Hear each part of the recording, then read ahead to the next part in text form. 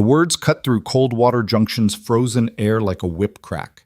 Every eye in that train station locked on the woman who'd just refused the only lifeline a female could hope for in 1885 Wyoming, a proposal from the wealthiest rancher in 3 counties. Maribel stood there, carpetbag in hand, watching her future crumble. What she didn't know yet was that this single moment of defiance would ignite a war she couldn't afford to lose. Stay with me until the end. Hit that like button and comment your city so I can see how far this story travels. The train's whistle still echoed across the plains when Mara stepped onto the platform, her boots crunching through ice that had formed overnight. Coldwater Junction looked exactly like the recruitment poster had promised, which is to say, it looked like hell with a general store. 3 buildings pretended to be a town, a saloon that doubled as a hotel, a mercantile with bars on the windows, and a church so small it might have been a shed with ambition. The rest was just prairie stretching forever, interrupted occasionally by sagebrush that had given up trying. She counted 14 people waiting at the station. 12 men, 1 woman in black, and a child half hidden behind the woman's skirts. The men stared at her with expressions ranging from curiosity to something darker. The woman's face was locked tight, giving away nothing. "Miss Bell?" The voice came from a man in his late 40s, tall and weathered, with the kind of face that had seen too much sun and not enough softness. He wore a clean shirt under his coat, the only clean thing Mara had seen since crossing into Wyoming. "That's me. Caleb Ward, Bar W Ranch." He didn't offer his hand, just studied her like she was livestock he was considering purchasing. "You're younger than I expected. I'm 26. She met his stare without blinking. My age wasn't mentioned in the advertisement because it's irrelevant to my ability to cook. Cooking's just part of running a household.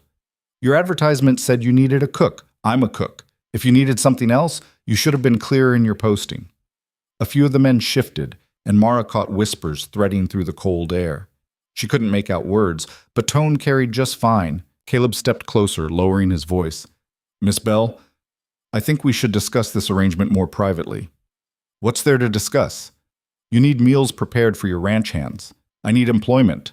I can start tomorrow if your kitchen is equipped."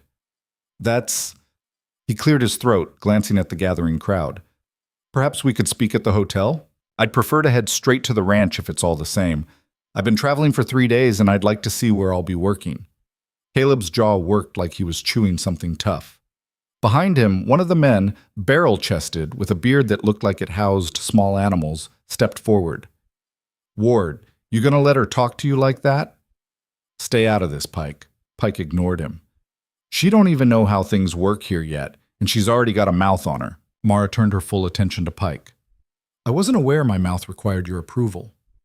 The woman in black made a small sound, not quite a gasp, not quite a laugh.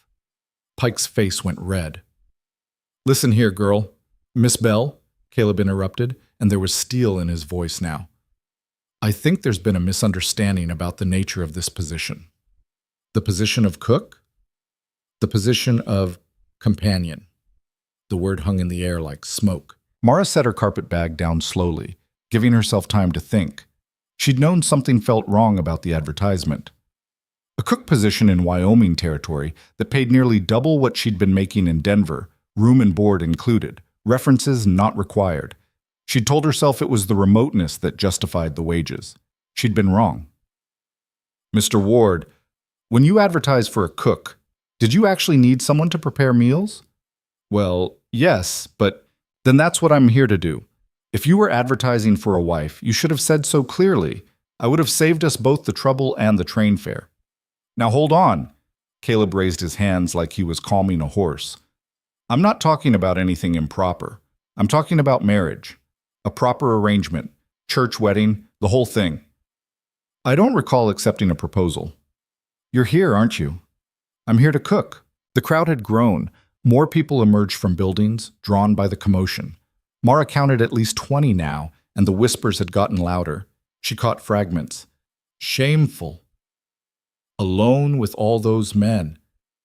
But what kind of woman?" Caleb seemed to notice the audience for the first time. When he spoke again, his voice carried, deliberately, Mara thought. "Miss Bell, I'm trying to do right by you here. A woman alone on a ranch full of men. People will talk. They already are. I'm offering you respectability, security, a home. I have a skill that provides all those things. For how long? Until you're too old to work? Until some cowhand decides to take liberties and you've got no protection? He softened his tone, playing to the crowd now. I'm not a bad man. I've got a successful ranch, no debts, good standing in the community. You could do a lot worse. I could also do better. The words came out before she could stop them. Pike laughed. A mean, sharp sound. Better? Look around, honey. Ain't exactly beating down the door with options, are they? Mara looked at Caleb, really looked at him. He wasn't cruel, she didn't think. Maybe not even bad. Just a man who saw a problem and a convenient solution and couldn't understand why the solution was talking back. Mr. Ward, I appreciate the offer, but I came here to work, not to marry. If the cook position is genuinely available, I'll take it. If it's not, I'll need my train fare reimbursed so I can return to Denver. Caleb's face hardened. The position ain't what you think it is. A woman can't just live on a ranch with 15 men and no chaperone. It ain't decent. It ain't done. Then I'll live in town. There's nowhere to live in town. Mrs. Henshaw's boarding house don't take women without references, and you ain't got any. Your advertisement said references weren't required. For a wife, they ain't. For hired help, he trailed off, letting the implication settle. The woman in black spoke up for the first time, her voice dry as dust. She could stay at the church house. It's empty since Pastor Morris passed. Caleb shot her a look that could have frozen water. Rachel, this ain't your concern. Seems like it's everybody's concern, way you're conducting business on a public platform. Rachel pulled her shawl tighter. Girl needs a place to stay. There's a place. Simple as that. It ain't heated, ain't furnished neither. Then she'll freeze. But she'll freeze respectably, which seems to matter so much to everyone here. Mara wanted to kiss this Rachel woman. Instead, she said, I'll take it. You don't know what you're agreeing to, Caleb warned.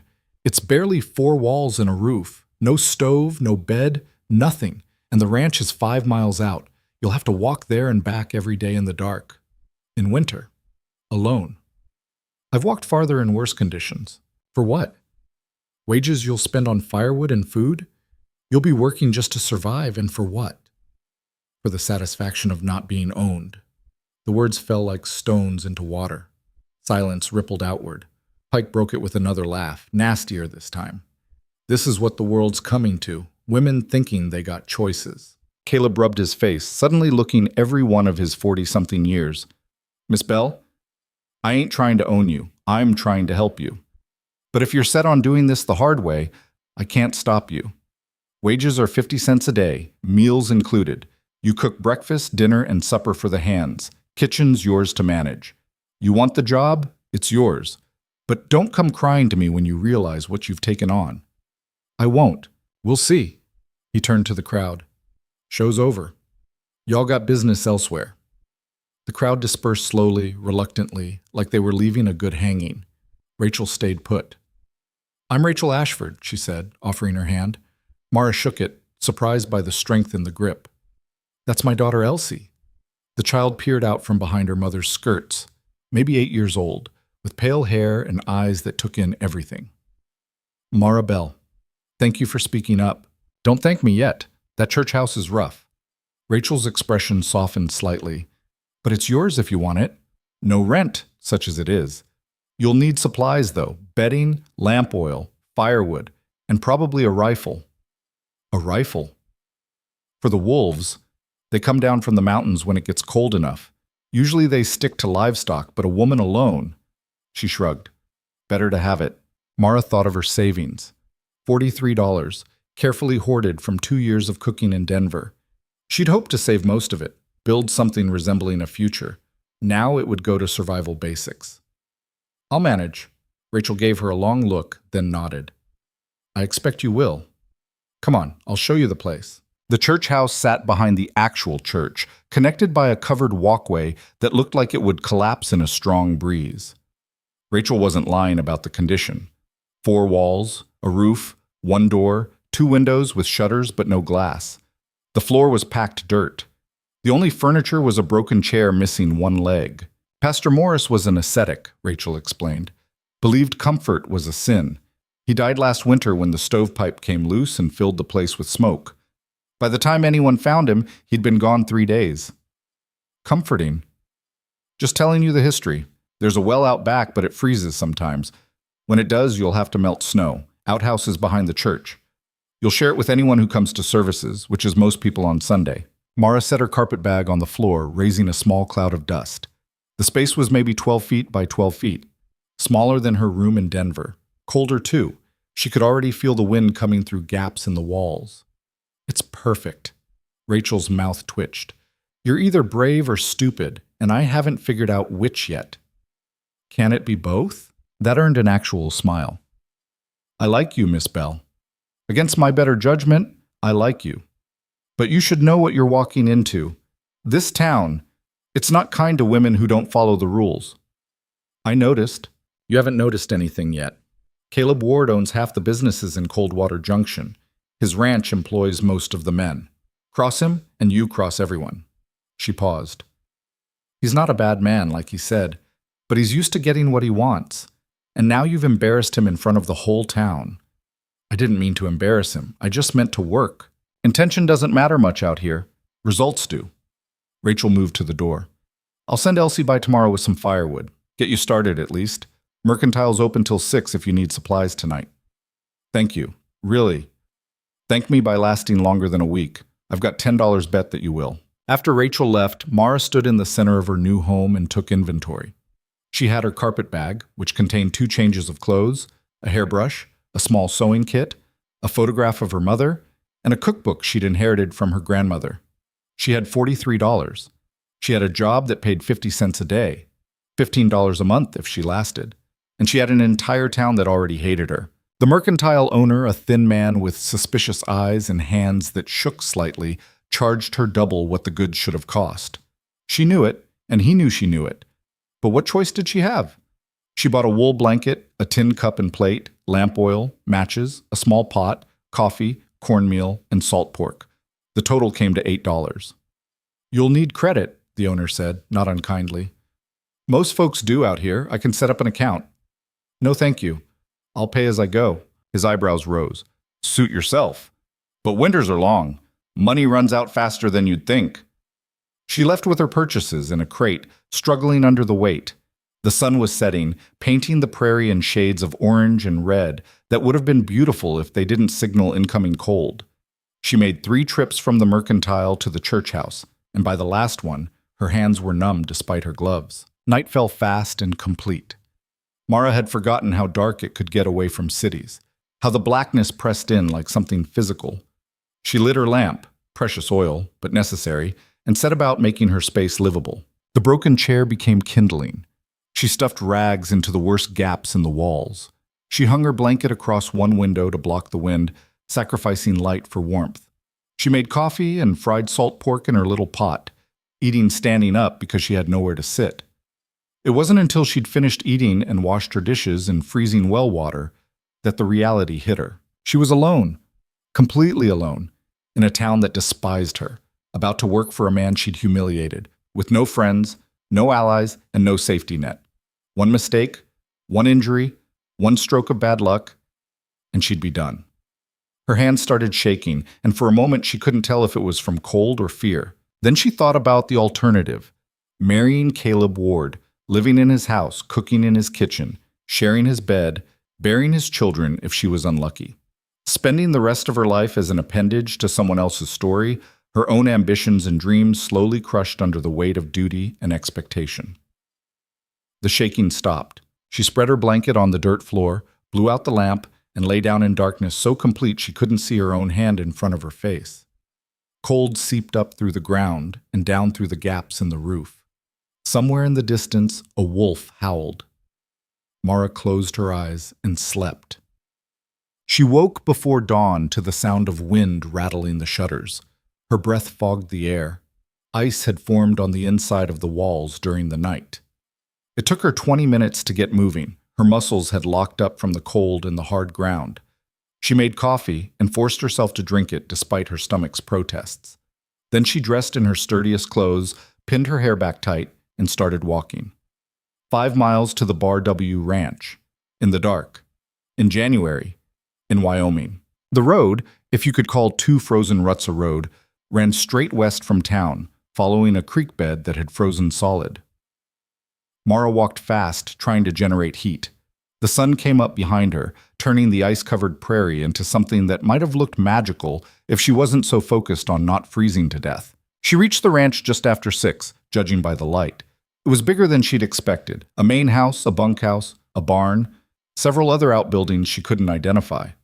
Smoke rose from the bunkhouse chimney. The kitchen, she guessed. A man was standing by the barn, watching her approach. Not Caleb.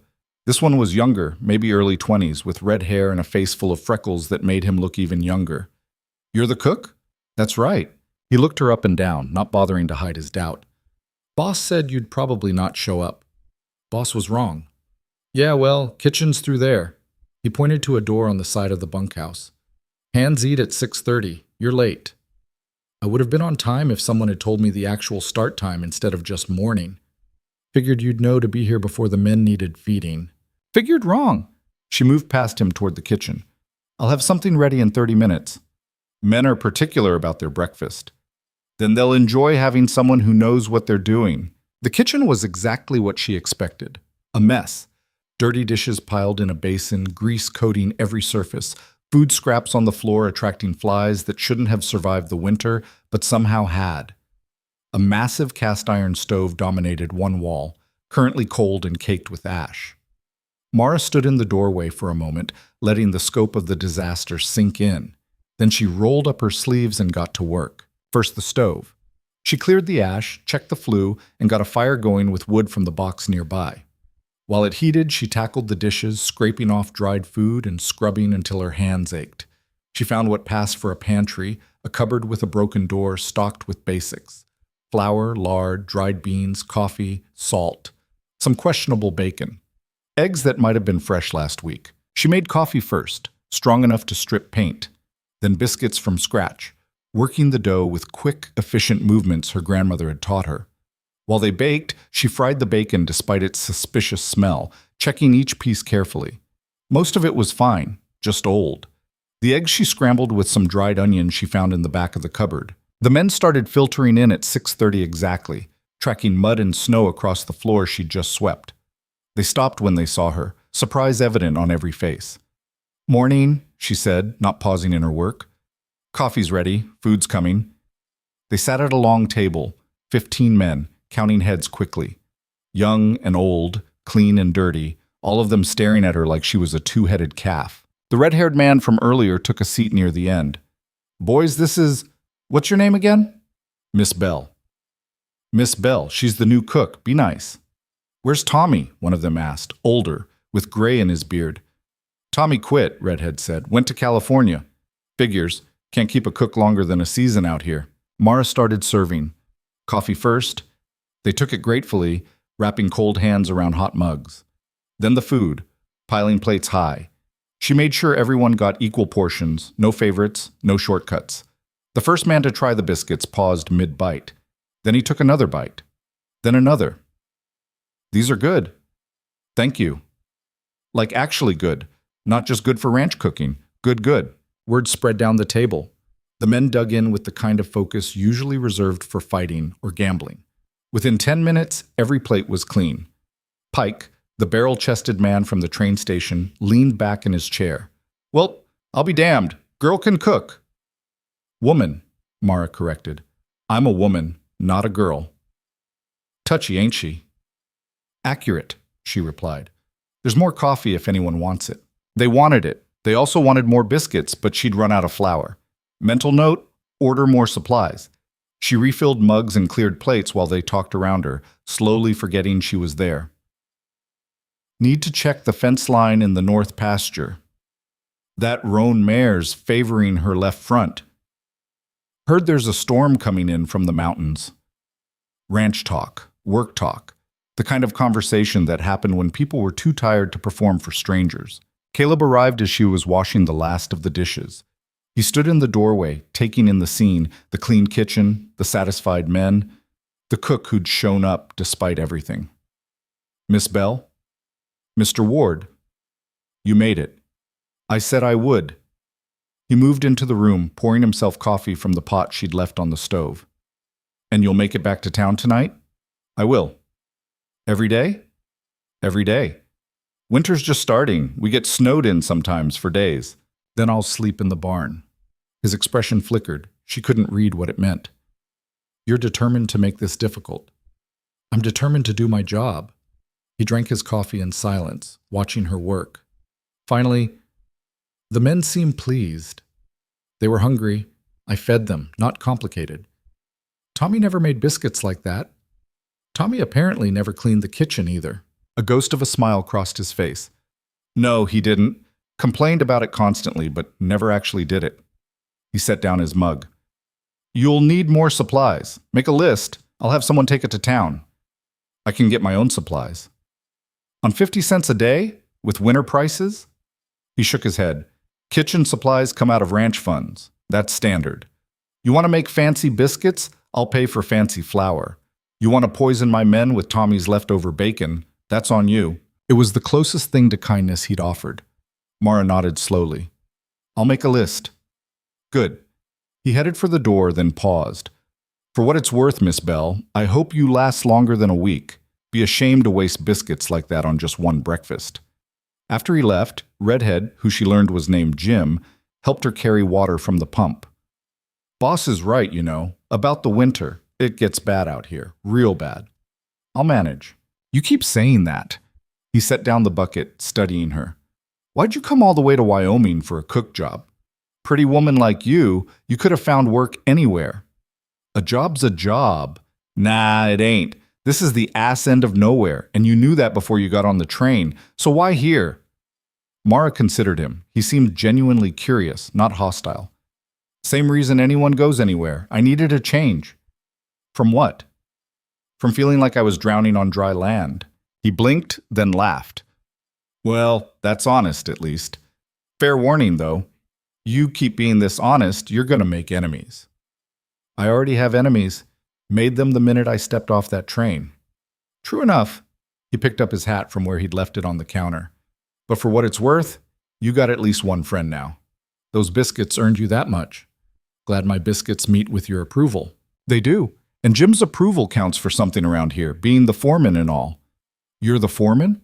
Yep. Which means if you need anything, supplies, help, someone to walk you back to town in the dark, you come to me. Deal?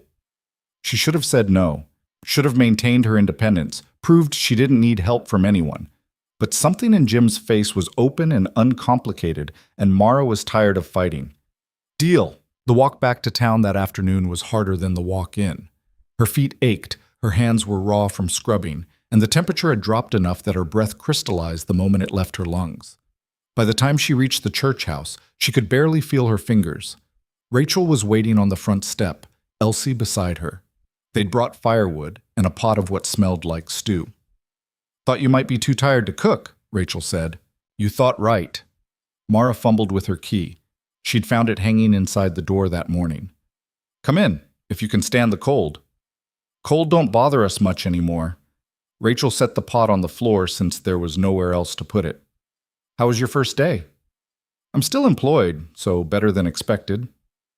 The men treating you all right? Well enough. One of them even helped me carry water. That'd be Jim. He's decent for a cowhand. Rest of them.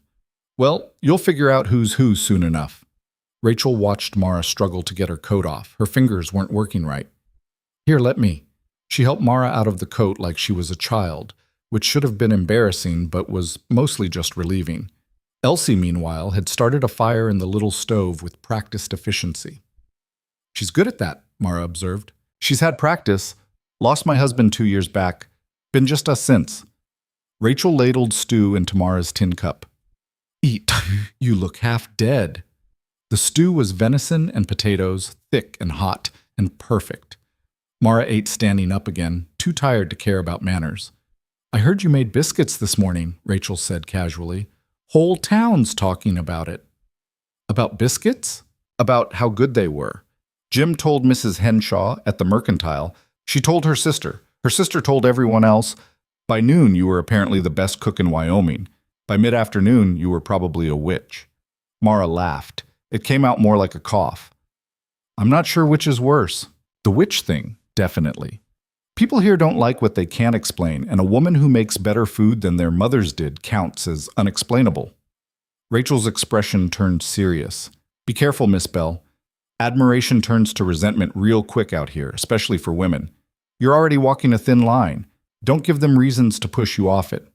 What am I supposed to do? Cook badly? No, just watch yourself. And maybe find a way to make some allies among the women. Right now you're a curiosity. That won't last. After they left, Mara sat on her blanket and stared at the fire. Her whole body ached. Her hands were blistered. She had to do this again tomorrow, and the day after that, and the day after that, for 50 cents a day. She thought about Denver, about the boarding house where she'd lived, the restaurant where she'd worked. It hadn't been easy there either. Long hours, demanding customers, a head chef who liked to yell. But at least she'd had walls that didn't leak and a bed that wasn't dirt. But she'd also had no future, no possibility of advancement, no path to anything better, just the same routine, forever, until she got too old to work and ended up in a poorhouse somewhere. Here, at least, there was potential. If she could last the winter, build a reputation, save enough money, maybe she could start something of her own. A restaurant, a bakery, something that belonged to her and no one else. It was a long shot, probably impossible, but it was hers. Mara lay down, pulled her thin blanket over herself, and fell asleep before the fire had even finished burning down. The pattern established itself quickly. Wake before dawn, walk to the ranch, cook 3 meals, walk back to town, collapse. Repeat. The men stopped staring after the first week. By the second week, they'd started requesting specific dishes. By the third week, they were protective. You walk back in the dark by yourself? One of them, Davis, an older cowhand with kind eyes, asked one evening. Every night. That ain't safe. Haven't died yet. Yet being the key word. He turned to the others. We should set up a rotation. Someone walks her back each night. I don't need an escort. Ain't about what you need. It's about what's right. You're feeding us good food, treating us decent. Least we can do is make sure you don't get eaten by wolves. She wanted to argue, but the truth was the walk had gotten scarier. Wolves did come down from the mountains. She'd seen their tracks. And there were other dangers, too. The dark played tricks, made her imagine things. Last night she'd sworn someone was following her, though when she turned around there was nothing but empty road. Fine, she agreed, but I'm not slowing down for anyone. You can't keep up. That's your problem. They kept up. The rotation worked well enough. Different man each night, usually someone who lived in town or had business there anyway. They didn't talk much. Ranch hands weren't chatty by nature, but the presence was comforting. Even Pike, when it was his turn, kept his mouth shut and his eyes on the darkness. The town, meanwhile, had developed opinions. Some of the women softened slightly when they realized Mara wasn't there to steal their husbands. Mrs. Henshaw at the Mercantile started giving her fair prices. A few others nodded when they passed on the street instead of looking away. But others got worse.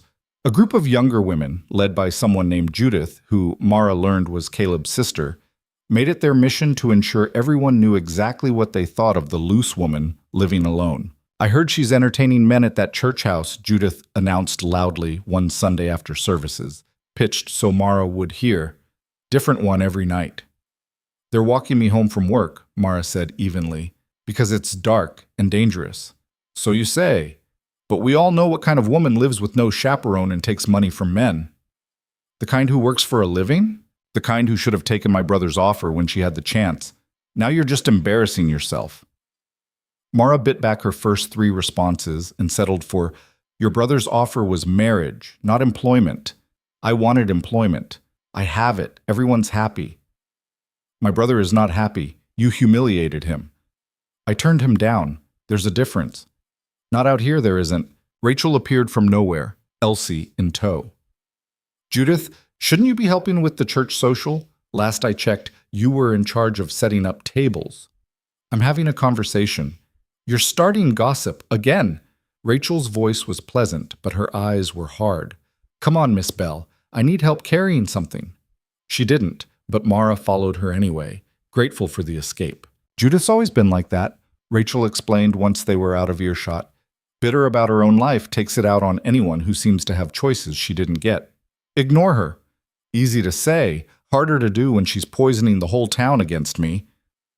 Town was already poisoned. She's just making it louder. Rachel glanced back to make sure Elsie wasn't listening. But she's also weak.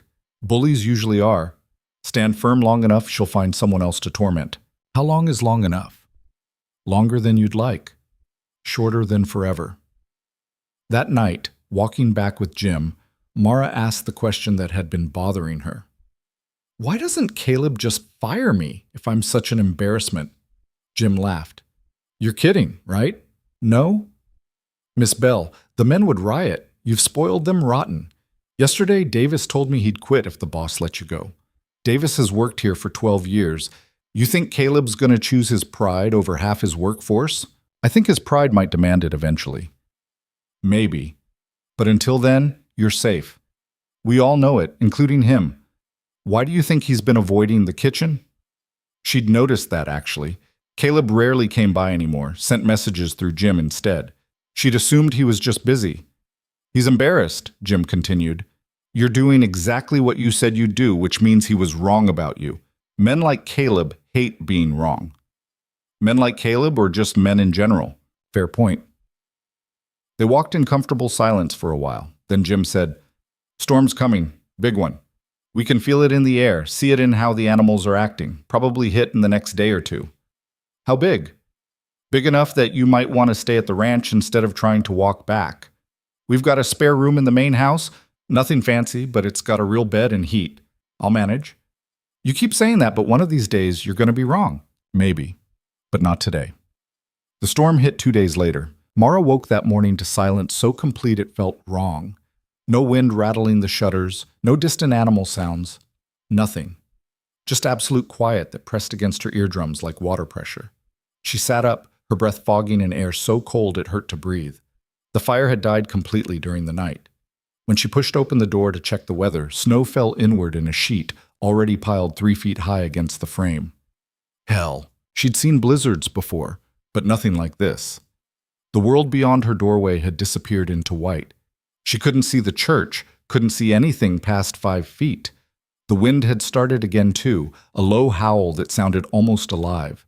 The ranch was 5 miles away. Might as well have been 500. Mara closed the door and assessed her situation. Half a pot of coffee grounds. Some cornmeal. Salt pork that was more salt than pork at this point.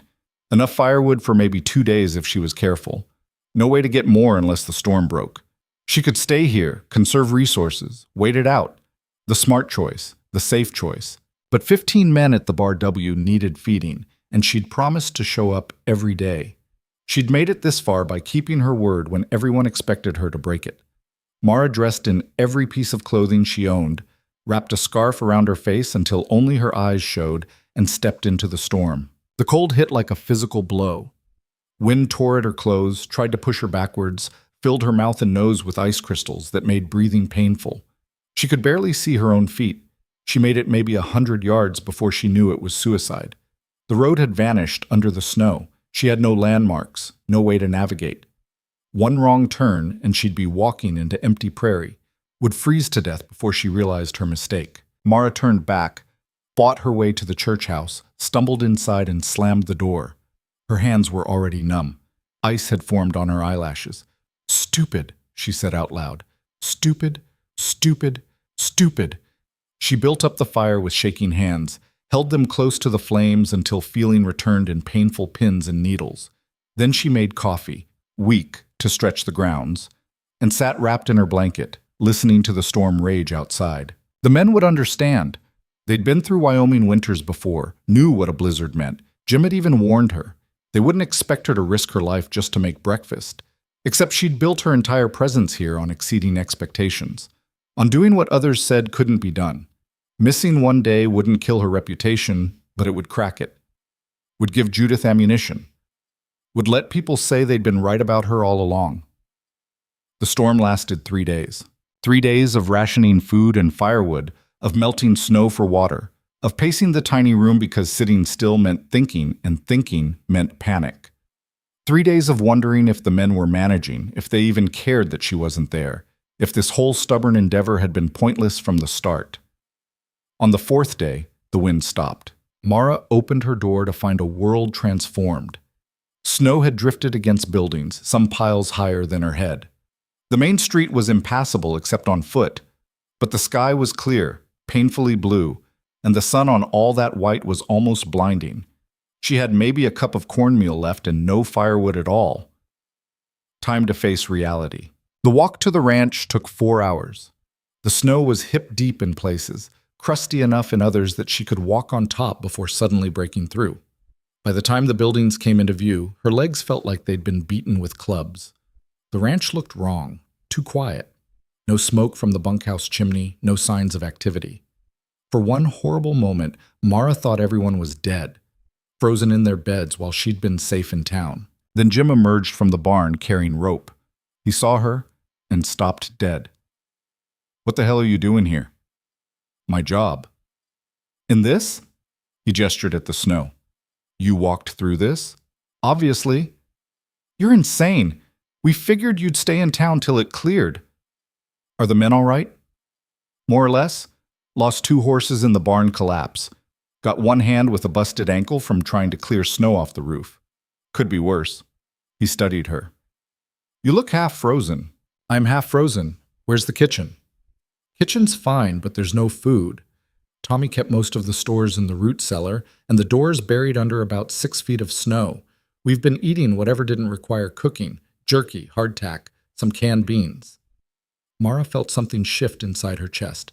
Not quite panic, not quite opportunity. "Show me what you have." The kitchen was worse than she'd feared. Someone had tried to keep things clean, but had clearly given up by day 2. Dirty dishes everywhere, spilled flour on the floor, the stove cold. But Jim was right about the supplies. There was almost nothing. Some lard, a bit of flour, coffee, dried beans that would take hours to cook properly. And then she saw them. Potatoes. Maybe 20 pounds of them stored in a bin by the back door. Half frozen, but salvageable. "Who's been cooking?" she asked. "We've been taking turns. Nobody's any good at it." Jim leaned against the doorframe, watching her work. "Pike tried to make biscuits yesterday. They came out like rocks. Davis suggested we could use them as ammunition if the wolves attacked."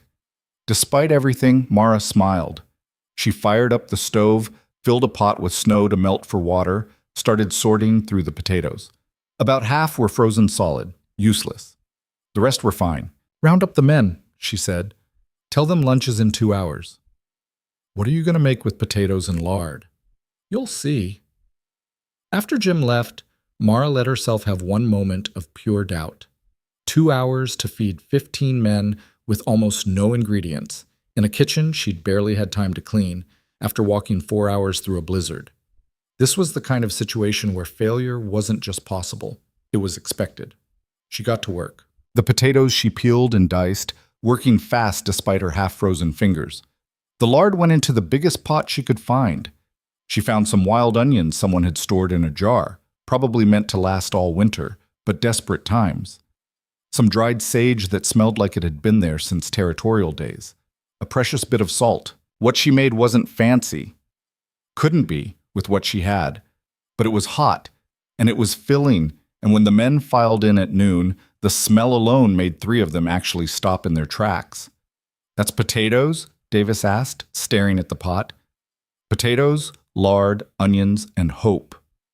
Smells like heaven." She served them in bowls since plates seemed wrong for stew. The men ate like they hadn't seen food in days, which maybe they hadn't, not real food anyway. Nobody spoke except to ask for seconds, then thirds. She scraped the pot clean, filling the last bowl. Pike was the first to finish. He set down his bowl and looked at her with something that might have been respect. "You walked through a blizzard to make us potato stew." "I walked through a blizzard to do my job. Most people would have stayed home." "I'm not most people." "No," he agreed. "You sure as hell ain't." Caleb showed up as she was washing dishes. He looked tired, older somehow. The storm had aged everyone, apparently. "Miss Bell." "Mr. Ward." "I wasn't expecting you." "I gathered." She didn't turn around, kept scrubbing. "How bad's the damage?" "Bad enough. Lost some livestock, part of the barn roof, and we've got fences down all over. Gonna take weeks to fix everything." He poured himself coffee from the pot she'd left on the stove. "How'd you get here?" Walked? That was foolish. That was necessary. Those two things ain't mutually exclusive. He took a sip, made a face. This coffee's terrible. It's made from grounds I've been reusing for 3 days. You want better? Get me better supplies. Fair enough. He set down the cup. The men are talking about you. They're always talking about me. Different kind of talking. Respectful talking. He paused. You saved their morale. 3 days of that storm, stuck inside, eating garbage food, men start turning on each other, but they knew you'd come back soon as you could, gave them something to hold on to. Mara turned around then, studying his face. Are you thanking me? I'm acknowledging reality. You're good at what you do. Better than good. He rubbed his jaw, that same gesture she'd seen at the train station when he was working up to something. And I'm sorry. For what? For assuming you'd fail. For hoping you would, if I'm being honest. Would have made things simpler if you'd given up and married me like a sensible woman. I'm not a sensible woman. No, you're a stubborn one. But stubborn counts for a lot out here. He picked up his hat. Storm buried the road to town. You'll have to stay here till we can dig it out. Day or two, probably. I can stay in the barn. You'll stay in the house. We've got a spare room upstairs, hasn't been used since my mother passed. It's yours. People will talk. People are already talking. Might as well give you a warm bed while they do it. The room was small but clean, with a real bed and actual glass in the window. Mara stood in the doorway, afraid to go inside. If she accepted this, the comfort, the charity, the kindness, it felt like giving in somehow, like admitting she couldn't handle the hardship she'd chosen. It's just a room, Jim said from behind her. He'd been assigned to show her upstairs. Boss ain't expecting anything in return if that's what you're worried about. I'm worried about a lot of things. Well, add frostbite to the list if you sleep in the barn. Doc's already dealing with Anderson's ankle. Don't need you losing toes on top of it. Anderson. That was the hand with the injury. Mara hadn't even met him yet. How bad is his ankle? Broken. Doc said it, but he'll be laid up for weeks. Jim shrugged. Could have been worse. Could have broken his neck falling off that roof. Mara set her bag on the bed. Her bag that she'd left at the ranch 3 days ago, containing her spare clothes and her grandmother's cookbook. Someone had kept it safe for her. Thank you, she said. For everything. The escort walks, the water carrying, all of it. Just doing the decent thing. Jim tipped his hat. Dinner's at 6. We're hoping for more than potato stew, but honestly, we'd eat that again if you offered. After he left, Mara sat on the bed and let herself feel the exhaustion. Her feet hurt. Her hands were covered in new blisters. Her back ached from the walking and the work. She was so tired she could barely think straight, and she'd never felt more alive. That evening, she made do with what they had. More potato stew, but enriched this time with some bacon she'd found in the cold storage. The men ate it cheerfully, and afterward they sat around the table talking while she cleaned up. Usually she worked in silence, but tonight they included her in the conversation, asked her opinion on things, told stories she was clearly meant to hear. Davis talked about the first winter he'd spent at the Bar W, back when Caleb's father ran the place. Old Man Ward was tougher than Bullhide. Worked us dawn to dusk, no exceptions. Storm like this, he'd have had us out there digging before the snow even stopped. Sounds miserable, Mara said. It was, but we survived, didn't we? That's what matters out here. Not comfort, not fairness. Just survival. Pike snorted. Survival ain't worth much if you're too beaten down to enjoy it. You getting philosophical on us, Pike? I'm saying there's more to life than just not dying. Good food, for instance. He gestured at his empty bowl. This is good food. Makes the work worth doing. Later, after the men had dispersed to their bunks, Mara stood in the kitchen and looked out the window at the snow-covered prairie. The moon was up, bright enough to read by, turning everything silver and black. She thought about Denver, about the girl she'd been 6 weeks ago. That girl had been afraid of everything. Afraid of poverty, of being alone, of making the wrong choice. That girl would have married Caleb Ward the moment he asked, would have counted herself lucky for the opportunity. This version of herself had walked through a blizzard to make potato stew. The knock on the door frame made her turn. Rachel stood there, Elsie beside her, both bundled against the cold. Heard you made it to the ranch, Rachel said.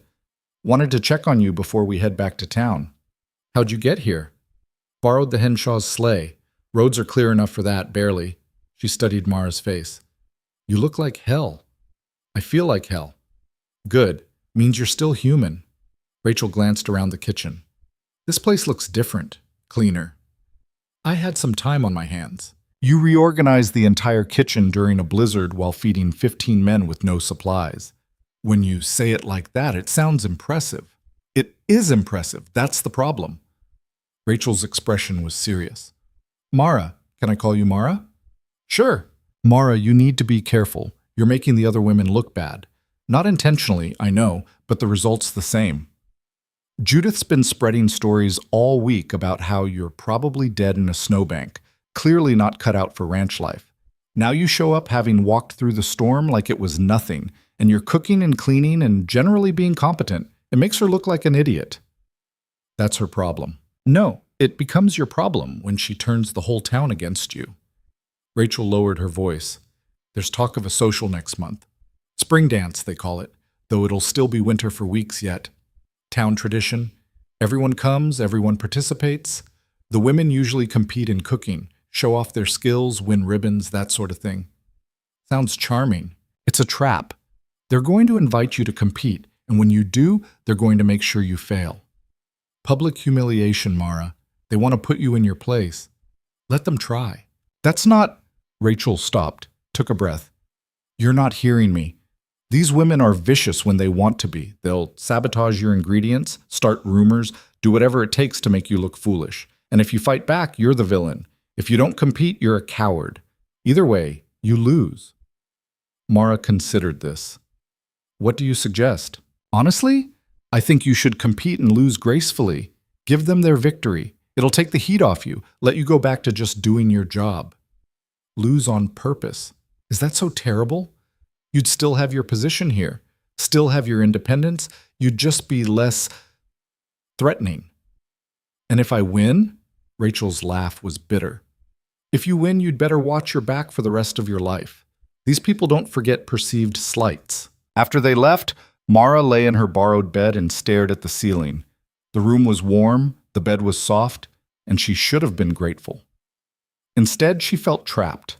The choice Rachel had laid out, lose deliberately or win and pay the price, wasn't really a choice at all.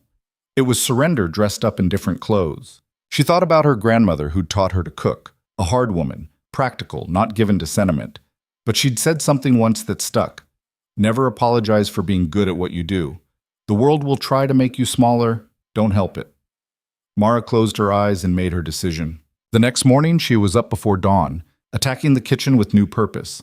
If she was going to stay at the ranch for a few days while they cleared the roads, she might as well fix everything that had been bothering her. The men found her reorganizing the pantry, covered in dust and cobwebs. You don't have to do all this, Jim said, watching her scrub shelves. I know, I want to. Why? Because disorder makes me anxious, and I've got enough to be anxious about without adding chaos to the mix. By the time they'd finished clearing the road 3 days later, Mara had transformed the kitchen. She'd created inventory lists, reorganized storage, scrubbed every surface, and even fixed the broken door on the cold storage. The men watched this process with a mixture of amusement and awe. She's like a force of nature, Davis observed. More like a force of will, Pike corrected. Nature you can't argue with, she'll argue back. The walk back to town was easier with the road clear, but Mara's church house felt even colder and smaller after days in the warm ranch house. She stood in the doorway, looking at her meager possessions, and felt something close to despair. This was what independence looked like. Cold and lonely and hard. Then she remembered Caleb's offer, Judith's smug certainty, Rachel's assumption that she'd lose gracefully.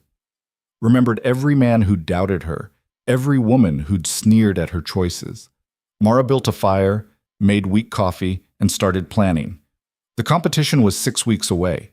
6 weeks to prepare, to practice, to make sure that when the moment came, she'd be ready. Not just ready, perfect. Undeniably, impossibly perfect. She started experimenting during slow times at the ranch, testing recipes, trying new techniques. The men were happy to be guinea pigs, offering opinions with the brutal honesty of people who didn't know they should be tactful. Too much salt. Not enough pepper. What's that weird aftertaste? I don't know, but I don't like it. She adjusted, refined, tried again. Slowly, her dishes improved. The men stopped offering criticism and started asking for recipes to send home to their mothers. Meanwhile, Judith's campaign intensified. Everywhere Mara went in town, she heard whispers. Some were about her supposed impropriety, still sleeping alone, still walking with different men, clearly up to no good. Others were about her cooking, probably not that good, definitely exaggerated, surely couldn't compete with proper home cooking. The tension built like pressure in a sealed pot. Then Anderson got worse. His ankle hadn't healed properly. An infection had set in, turning the skin around the break angry red. Doc Anderson, no relation, had come out from town twice, looking grimmer each time. Might lose the foot, he told Caleb where Mara could overhear. Might lose the leg if it gets much worse. Seen this before.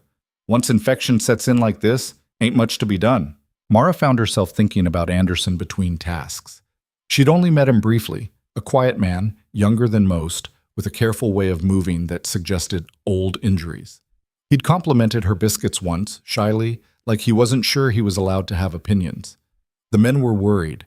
She could see it in how they moved, how they talked in low voices when they thought she wasn't listening. Anderson was one of them, and they were helpless to do anything but watch him suffer.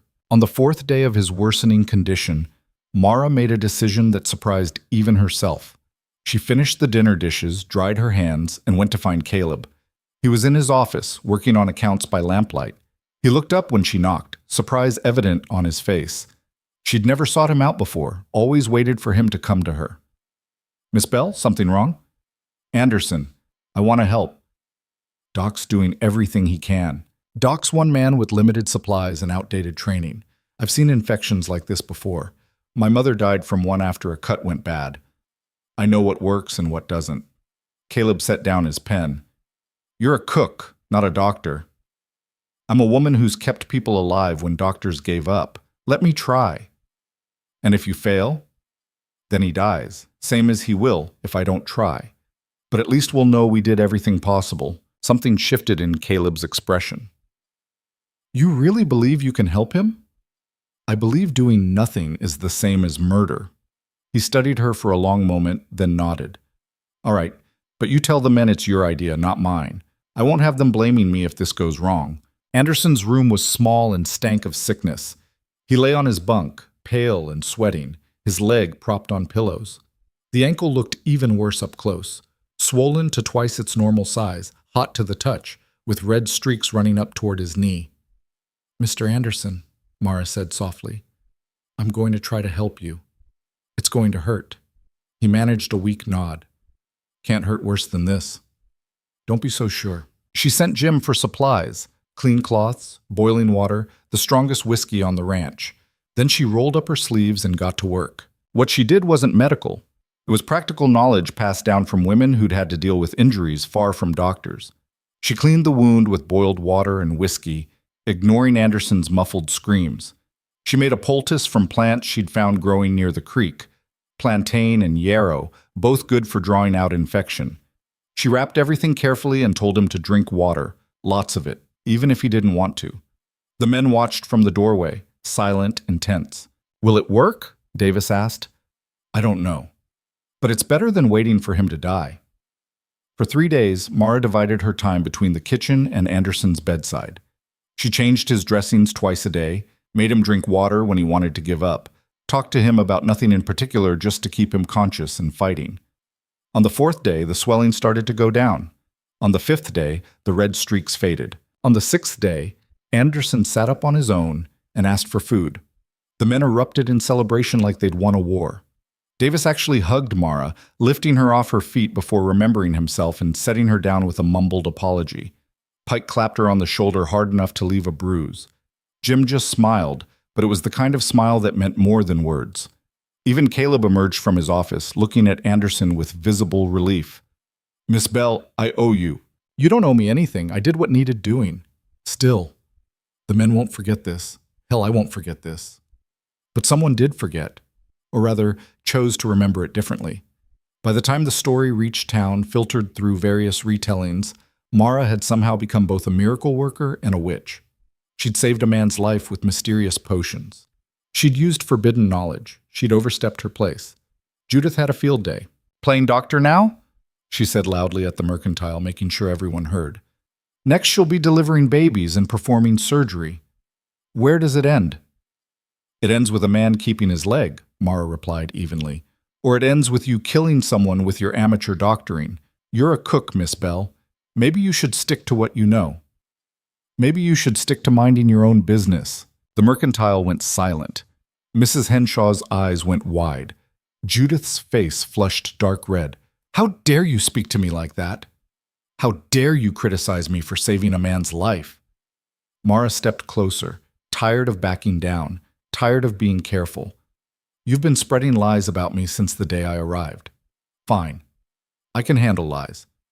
But don't you dare suggest I should have let Anderson die just to avoid offending your delicate sensibilities. I never said— You implied it. There's a difference, but not much of one." Mara picked up her purchases. "Anything else you want to say to my face instead of behind my back?" Judith opened her mouth, closed it, opened it again. Finally, "The spring competition. You're entering, I assume?" "I am." "Good. We'll see how well you do when you're not cooking for men with low standards. Looking forward to it." Mara left the mercantile with her head high and her hands shaking. She'd just made an enemy for life, and she knew it. But she was tired of apologizing for existing, tired of making herself smaller to make others comfortable. If they wanted a competition, she'd give them one they'd never forget. The weeks before the competition passed in a blur of flour and fire. Mara worked herself into exhaustion, testing recipes in the ranch kitchen after the men had finished eating, staying up late in her freezing church house, perfecting techniques by lamplight. Her hands developed new calluses on top of old ones. She burned through her carefully hoarded savings buying ingredients for practice runs. Rachel stopped by one evening with Elsie, finding Mara surrounded by failed attempts at pie crust. "You're going to kill yourself over this," Rachel observed, nudging a particularly sad-looking pastry with her finger. "Better than letting Judith kill me publicly." "It's just a competition, a stupid ribbon and bragging rights." "It's everything." Mara crushed another failed crust in her fist. "You said it yourself. I'm threatening them just by existing. If I lose this, even gracefully like you suggested, it proves them right. Proves I'm not as good as I think I am. Proves women like me should just accept marriage proposals and stop causing trouble." Rachel was quiet for a moment, then sighed. "You're not going to back down, are you?" "Would you?" "No. But I'm also not brave enough to try in the first place." She picked up one of the better crusts, examining it critically. "What are you making for the competition?" "Haven't decided yet. They're not announcing the category until the day of part of the challenge, apparently." "That's new. Usually it's announced a week ahead." Rachel's eyes narrowed. "They're rigging it, making sure you can't prepare specifically." "I figured, doesn't matter, I'll be ready for anything." "Mara, there's preparing and then there's being delusional. You can't master every possible category in 6 weeks. Watch me." But Rachel was right, and Mara knew it. She was spreading herself too thin, trying to perfect too many things at once. The pies weren't coming together. Her bread was good but not great. Even her biscuits, her signature dish, seemed to have lost some of their magic under the pressure. The men noticed her distraction. Jim found her one morning staring at a pot of oatmeal she'd let burn while lost in thought. "You all right?" "Fine." "That oatmeal says otherwise." He dumped the ruined pot in the slop bucket. "What's eating at you?" "Nothing, just tired." "Liar." He leaned against the counter, studying her face. "This is about that competition, isn't it? The one the whole town's buzzing about?" "How do you know about that?" "We've got ears, and Pike's sister-in-law is friends with Judith's cousin or something. Point is, word gets around." He paused. "They're planning something. Don't know what, but it ain't good." Mara's stomach dropped. "Planning what?" "That's the thing. Nobody's saying exactly. Just lots of whispering and meaningful looks. Pike's sister-in-law told him to warn you, actually. Said you seem decent enough and don't deserve whatever they've got planned." "That's comforting." "Ain't meant to be comforting. It's meant to be a warning." Jim grabbed the coffee pot, poured himself a cup. "You don't have to do this, you know. Nobody here would think less of you if you just didn't show up." "I would think less of me." "Yeah, I figured you'd say that." He took a sip, made a face. "This coffee's as bad as the oatmeal." Then make it yourself. Can't. You've spoiled us too much. We'd probably poison ourselves without you. Despite everything, Mara smiled. Probably. The night before the competition, Mara couldn't sleep. She lay on her blanket in the dark, running through recipes in her head, imagining every possible disaster. What if they announced a category she'd never cooked before? What if her ingredients were sabotaged? What if she just failed? She thought about walking away, getting on a train back to Denver, or maybe trying California like Tommy had, starting over somewhere no one knew her name or her mistakes. But then she thought about Judith's smug face, about all the women who'd sneered at her choices, about every man who'd assumed she'd fail. Thought about the version of herself who'd stepped off that train 2 months ago, terrified but determined. That woman had walked through a blizzard to make potato stew.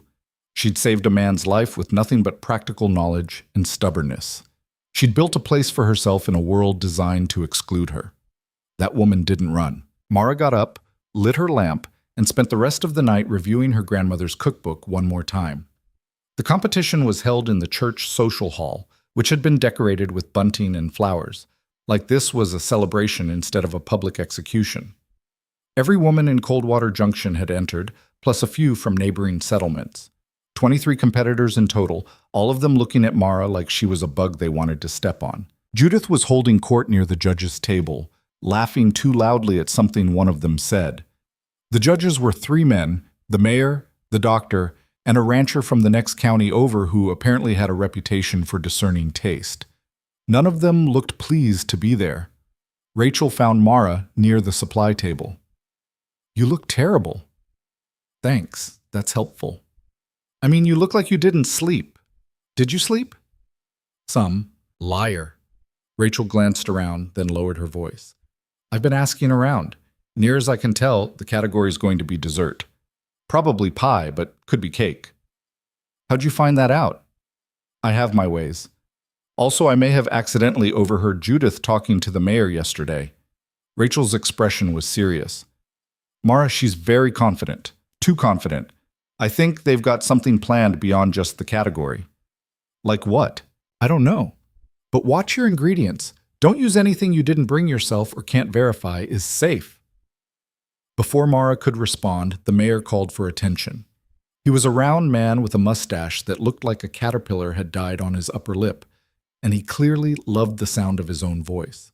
"Ladies and gentlemen, welcome to Coldwater Junction's annual spring social competition. Today, our lovely ladies will be competing in the art of," he paused for dramatic effect, "pie making." A murmur ran through the crowd. Mara felt her shoulders relax slightly. Pie she could do, pie she'd been practicing. The mayor continued, "Each competitor will have 2 hours to create their finest pie. Ingredients are provided at the supply table, but competitors may use their own if they prefer. Judging will be based on appearance, texture, and taste. The winner receives a blue ribbon and the honor of having their recipe published in the territorial newspaper." Judith caught Mara's eye and smiled. It wasn't a friendly smile. The competitors descended on the supply table like locusts. Mara hung back, watching, waiting. She'd brought her own ingredients, butter she'd churned herself, flour from a sealed bag, sugar she'd tested to make sure it wasn't salt. She wasn't taking any chances, but she needed eggs, and those she'd have to get from the provided supplies. She waited until most of the women had grabbed what they needed, then approached the basket. The eggs looked fine, normal. She picked out 6, examining each one carefully. "Worried they're rotten?" Judith asked from behind her. Mara didn't turn around. "Just being careful." "Careful's good. Shame it won't help you." "We'll see." The clock started and chaos erupted. 23 women trying to work in a space meant for maybe 10, elbows colliding, supplies running short, tempers flaring. Mara claimed a corner spot and focused on her own work, blocking out the noise. She made her crust first, working the butter into the flour with practiced efficiency. Cold hands, cold butter, cold water. That was the secret. She'd learned that the hard way after dozens of failed attempts. The dough came together perfectly, and she set it aside to rest while she prepared the filling. Apple pie. Classic, reliable, hard to screw up if you knew what you were doing. She peeled and sliced with quick, precise movements, added sugar and cinnamon, a touch of nutmeg, a squeeze of lemon juice to brighten the flavors. Everything was going smoothly, too smoothly. She was rolling out her bottom crust when she noticed the smell. Faint at first, then stronger. Something burning. She checked her oven. Still cold, she hadn't started the fire yet. Checked the ovens near her. Nothing. The woman to her left, a middle-aged homesteader named Agnes, suddenly shrieked, "My pie! Someone turned up my oven!" Sure enough, smoke was pouring from Agnes's oven.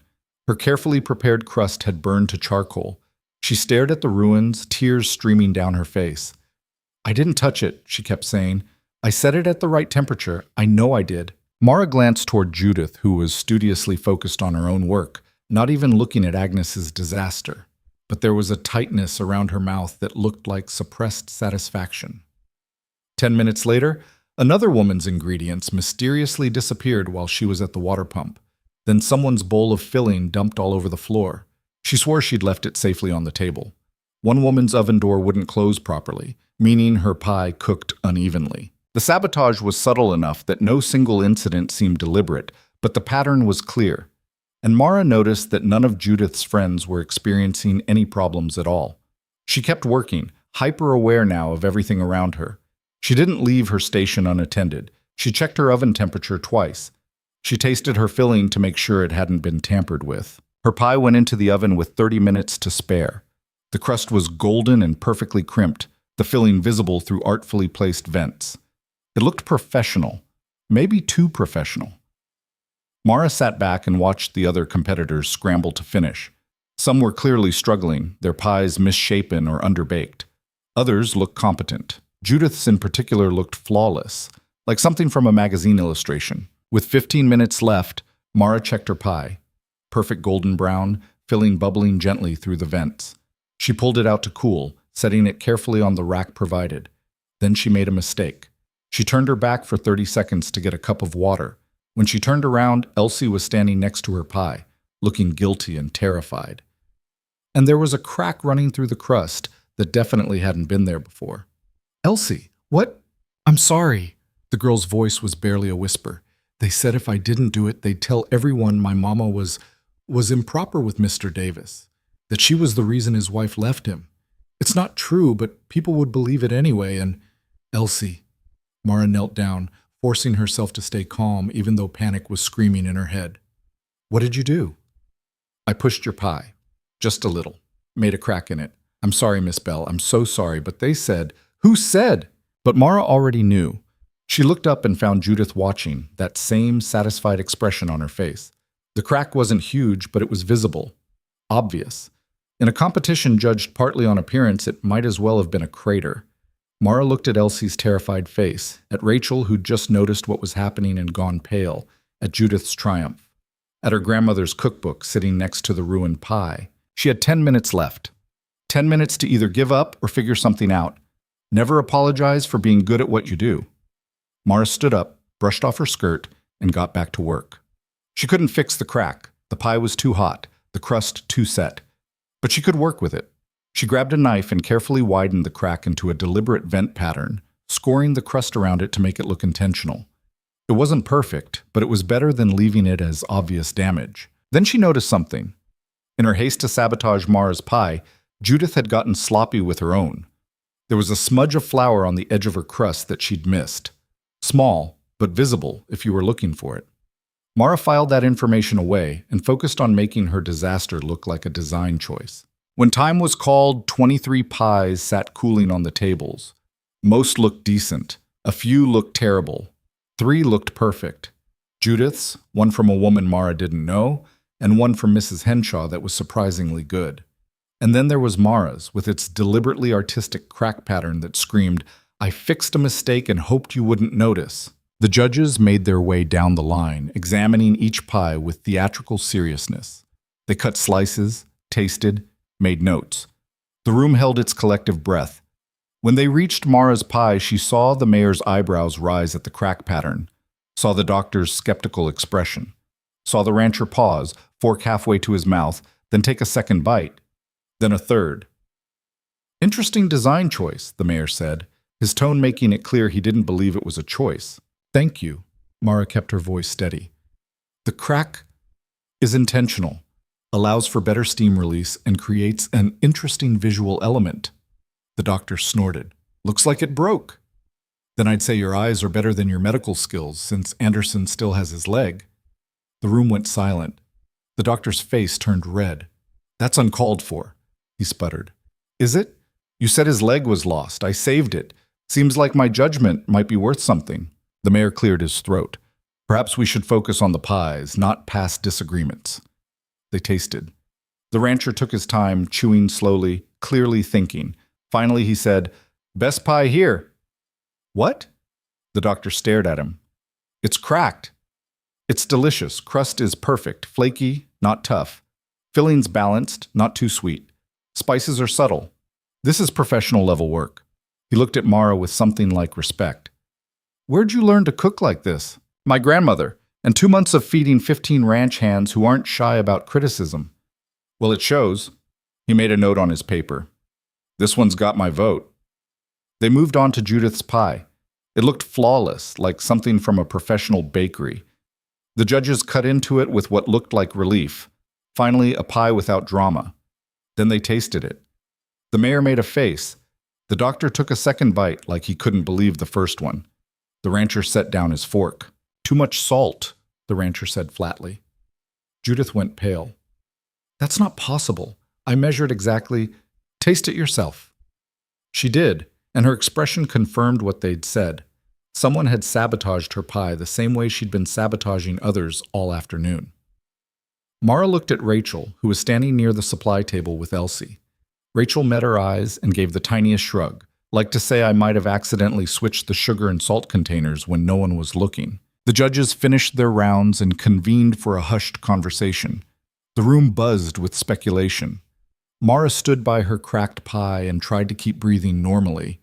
Finally, the mayor stepped forward. Ladies and gentlemen, we have our winner. He paused, clearly unhappy about what he was about to say.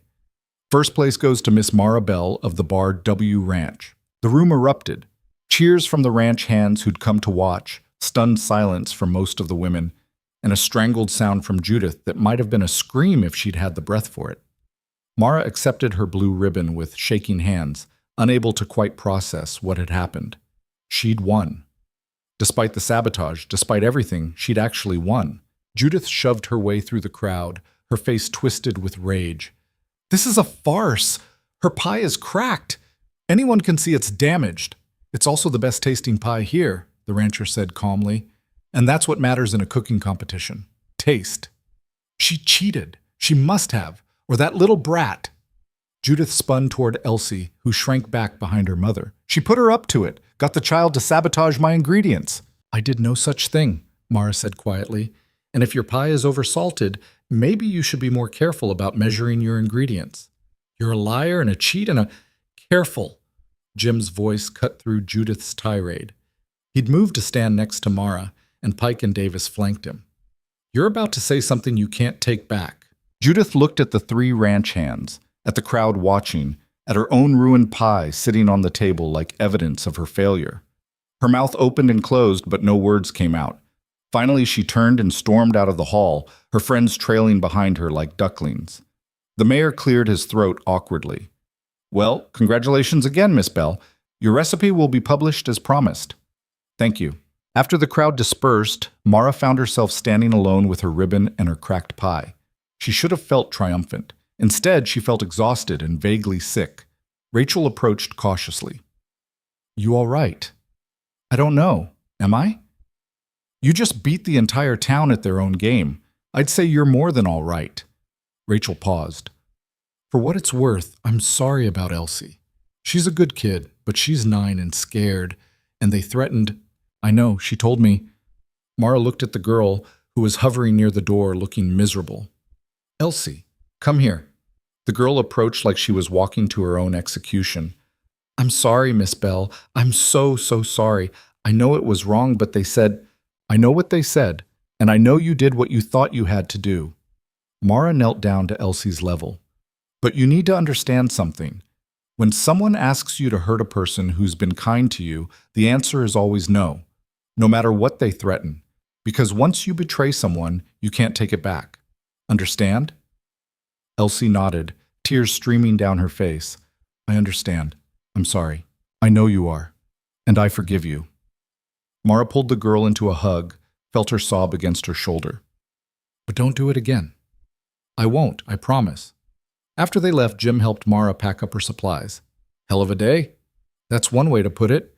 You know this isn't over, right? Judith's not going to let this go. I know. And the town's going to be split. Half will respect you for winning, half will hate you for making them look bad. I know that too. But you did it anyway. Yes. Jim smiled. You're either the bravest person I've ever met or the stupidest. Haven't figured out which yet. Can it be both? Yeah, he said. I suppose it can. That night, Mara sat in her church house with her blue ribbon tacked to the wall and her ruined pie on the floor beside her. She'd won. She'd actually won. But Rachel was right. This wasn't over. She'd humiliated Judith publicly, proved herself better than the town's best cooks, and made herself an even bigger target than before. The smart thing would be to leave. Take her winnings, such as they were, and find somewhere less hostile. Somewhere she could cook in peace without every meal being a political statement.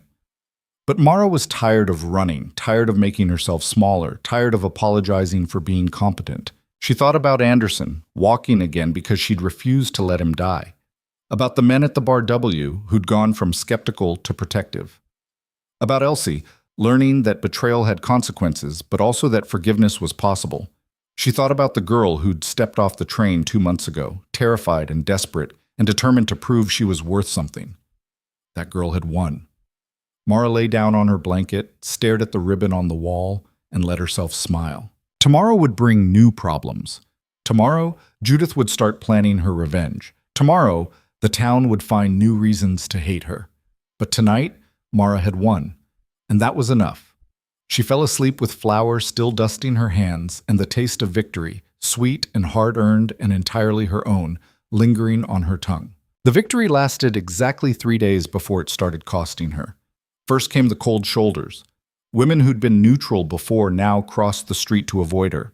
Mrs. Henshaw's prices crept back up, not to the extortionate levels of that first week, but enough to sting. The few tentative friendships Mara had been building with some of the younger wives evaporated overnight. Then came the whispers, louder now and more vicious. Heard she used some kind of trick to make that pie taste good. My sister said her crust was store-bought, not homemade. Probably slept with one of the judges. How else would someone like her win?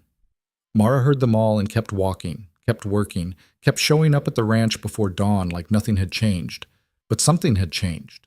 The town's dislike had crystallized into something harder, more deliberate.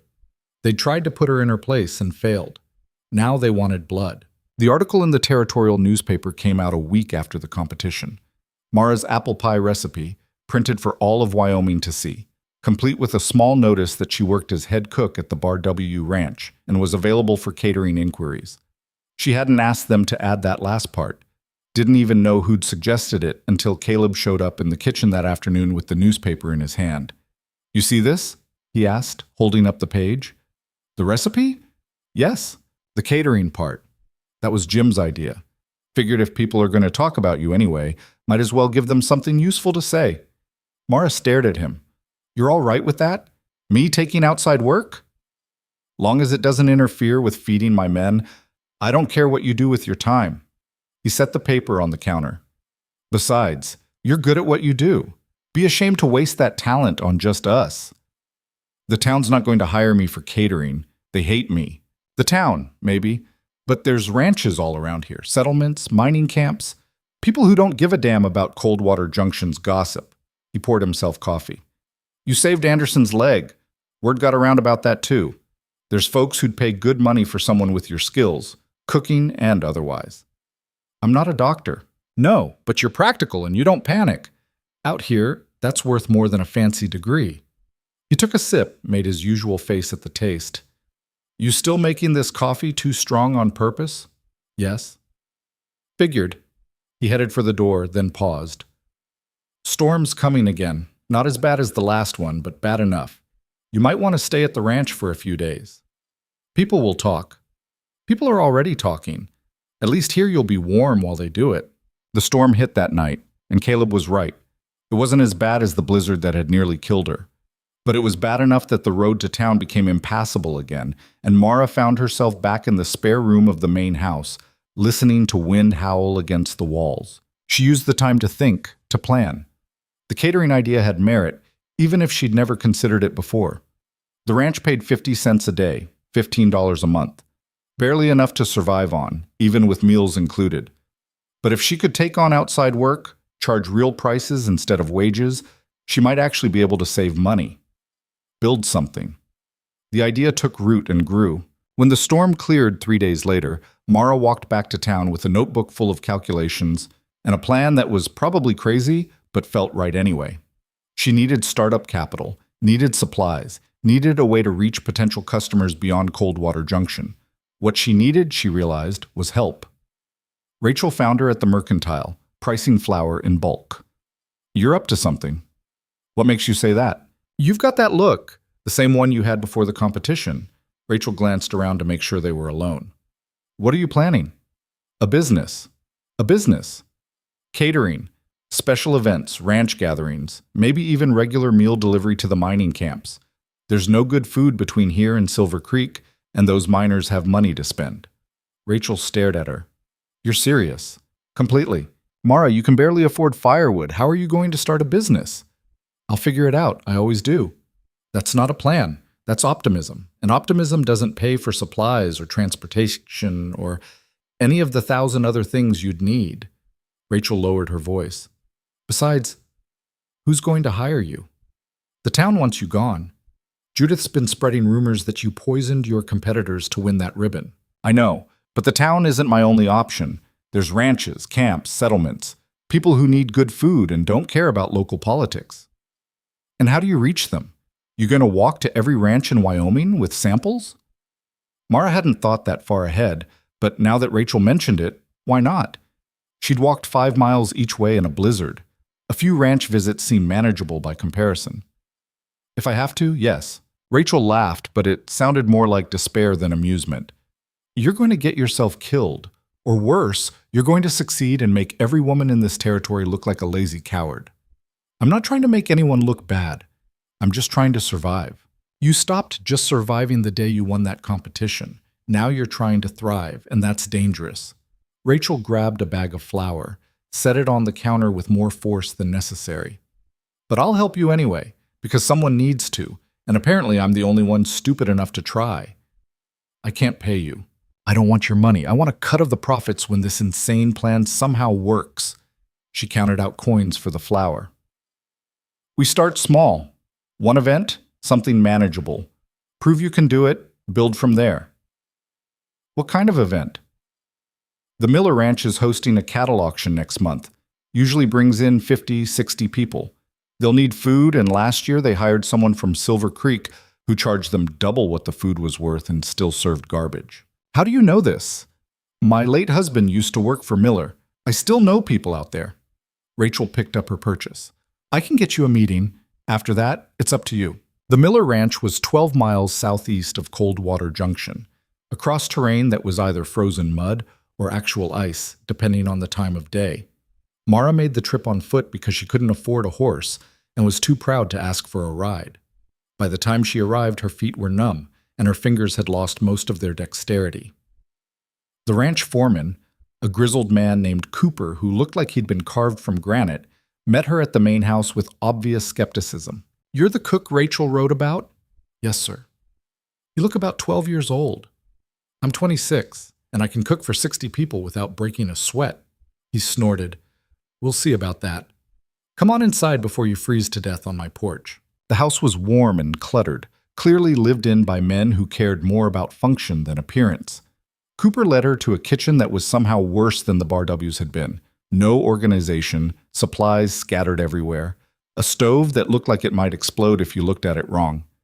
"This is where you'd be working," Cooper said. "Auctions 3 weeks out. We need breakfast and dinner for 2 days, figure 60 people each meal. You think you can handle that?" Mara looked around the disaster of a kitchen and did the math in her head. It would be brutal, but possible. "Yes." "What would you charge?" She'd practiced this part, had calculated costs down to the penny. $75. That covers ingredients, preparation, service, and cleanup. Cooper's eyebrows rose. That's more than we paid last year. Last year, you got food poisoning and a reputation for cheap hospitality. This year, you'll get quality meals and people talking about how well you treated them. She met his eyes. Good food makes people generous at auctions. You'll make back that $75 in increased bids. He studied her for a long moment, then laughed. You've got brass, I'll give you that. All right, Miss Bell, you've got yourself a job. But if you screw this up, you'll never work another ranch in this territory. Clear? Clear. They shook on it, and Mara walked back to Coldwater Junction in the dark with a contract and terror in equal measure. $75 was more money than she'd made in 3 months at the Bar W. It was also enough to ruin her completely if she failed. She spent the next week planning menus, sourcing ingredients, and trying to figure out logistics. The biggest problem was transportation. She'd need to get supplies to the Miller Ranch, along with equipment the kitchen there didn't have. The Bar W had most of what she needed, but borrowing it meant asking Caleb for a favor. She found him in his office, going over accounts. Mr. Ward, I need to ask you something. He looked up, reading her expression. This ought to be good. I took a catering job. The Miller auction. I need to borrow some equipment from the ranch kitchen. Pots, pans, serving dishes. I'll have everything back within 3 days. You're starting a business. Yes, while still working here. The auction's on a Saturday and Sunday. I'll be back Monday morning like always. Caleb leaned back in his chair, considering. And if you're too tired to cook properly after working 2 straight days somewhere else? I won't be. You sure about that? Because my men are used to good food now. You serve them slop because you're exhausted, they'll complain. Loudly. I won't serve them slop. I'll serve them the same food I always do, and they won't know the difference. He was quiet for a moment, then nodded. All right. Take what you need. But Miss Bell, understand something. You fail at this catering job, it reflects on the Bar W. People will say my cook isn't as good as they thought.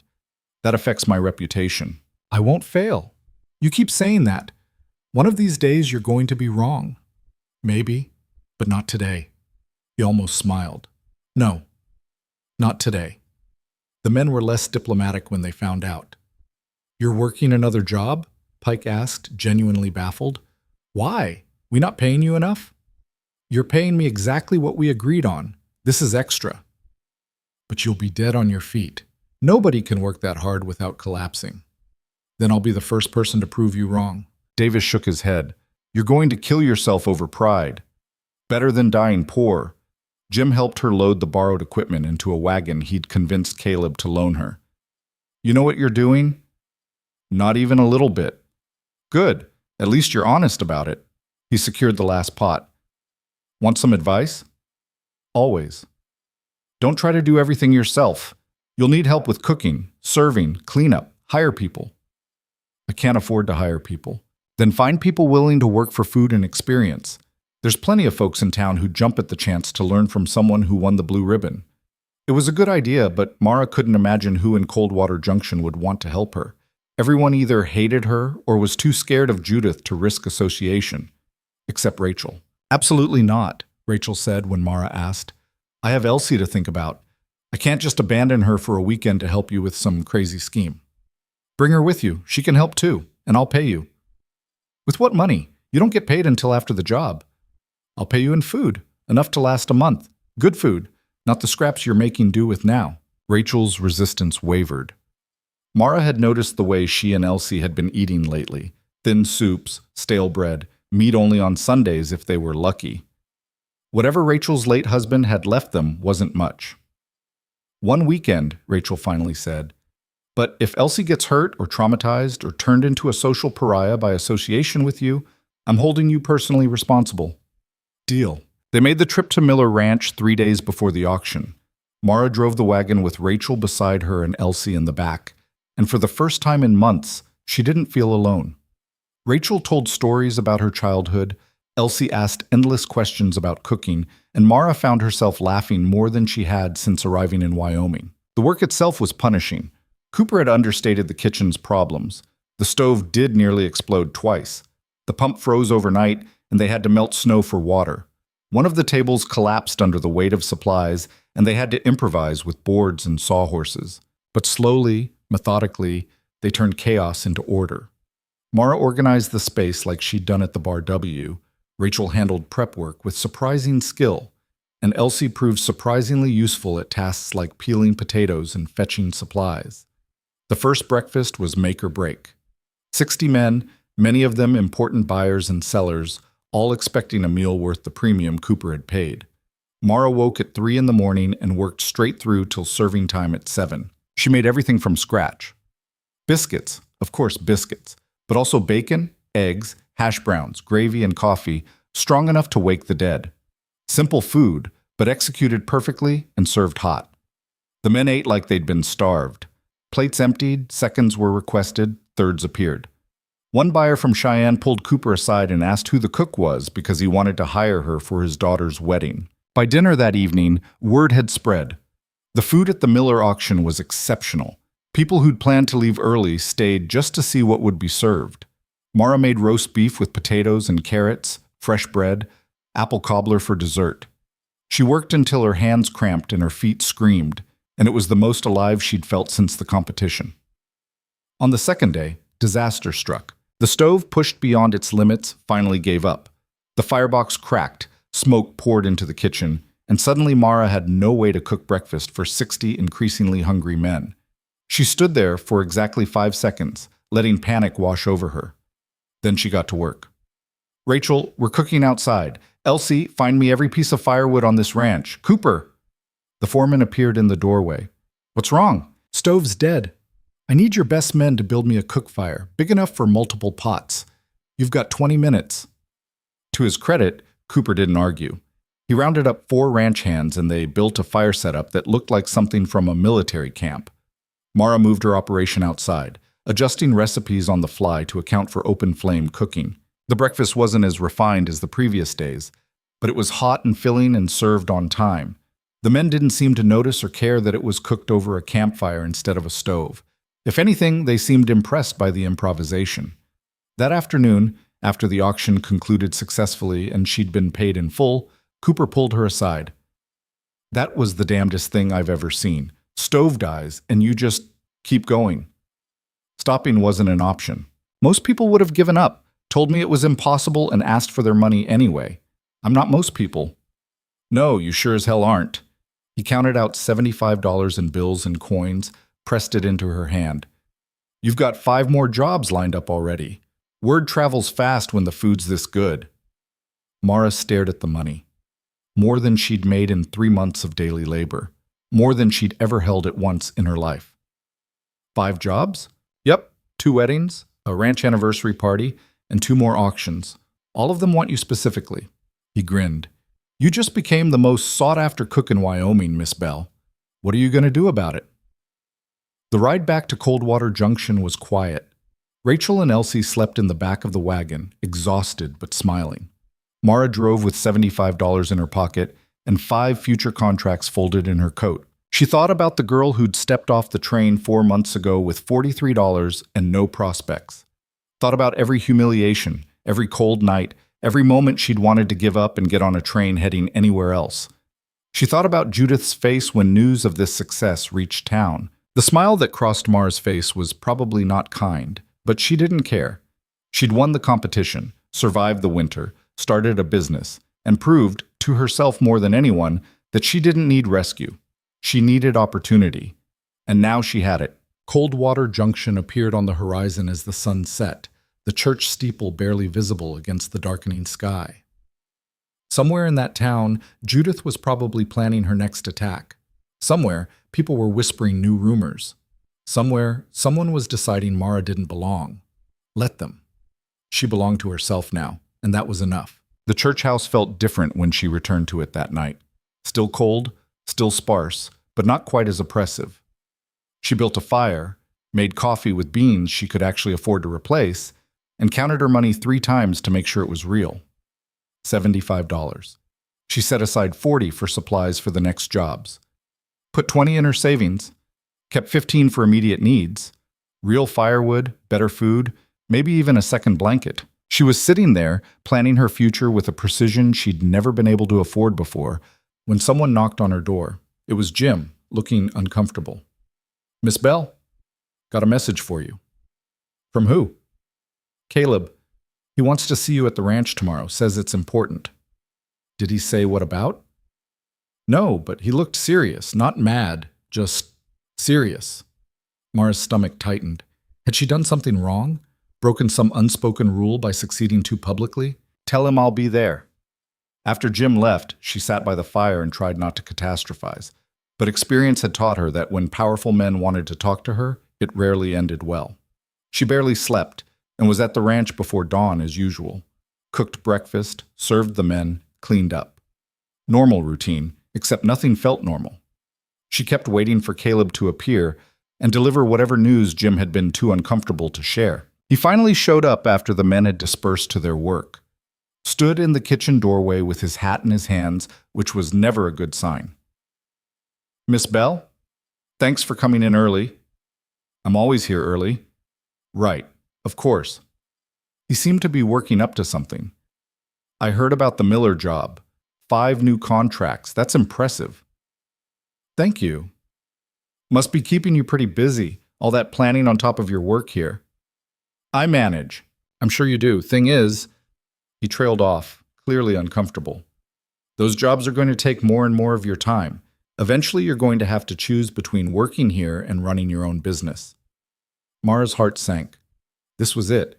He was firing her. Couldn't have his cook becoming more successful than him. Couldn't handle the competition. Mr. Ward, I haven't missed a single day of work. I've never been late, never served bad food, never... I'm not firing you. She stopped mid-sentence. You're not? No. I'm offering you a partnership. The word didn't make sense. She repeated it. Partnership. The Bar W needs a steady cook. You need a stable base for your catering business.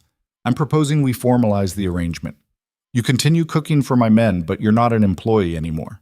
You're a contractor. You use my kitchen, my supplies, my equipment for your outside jobs. In exchange, I get 20% of your catering profits and the security of knowing my men are fed by the best cook in the territory.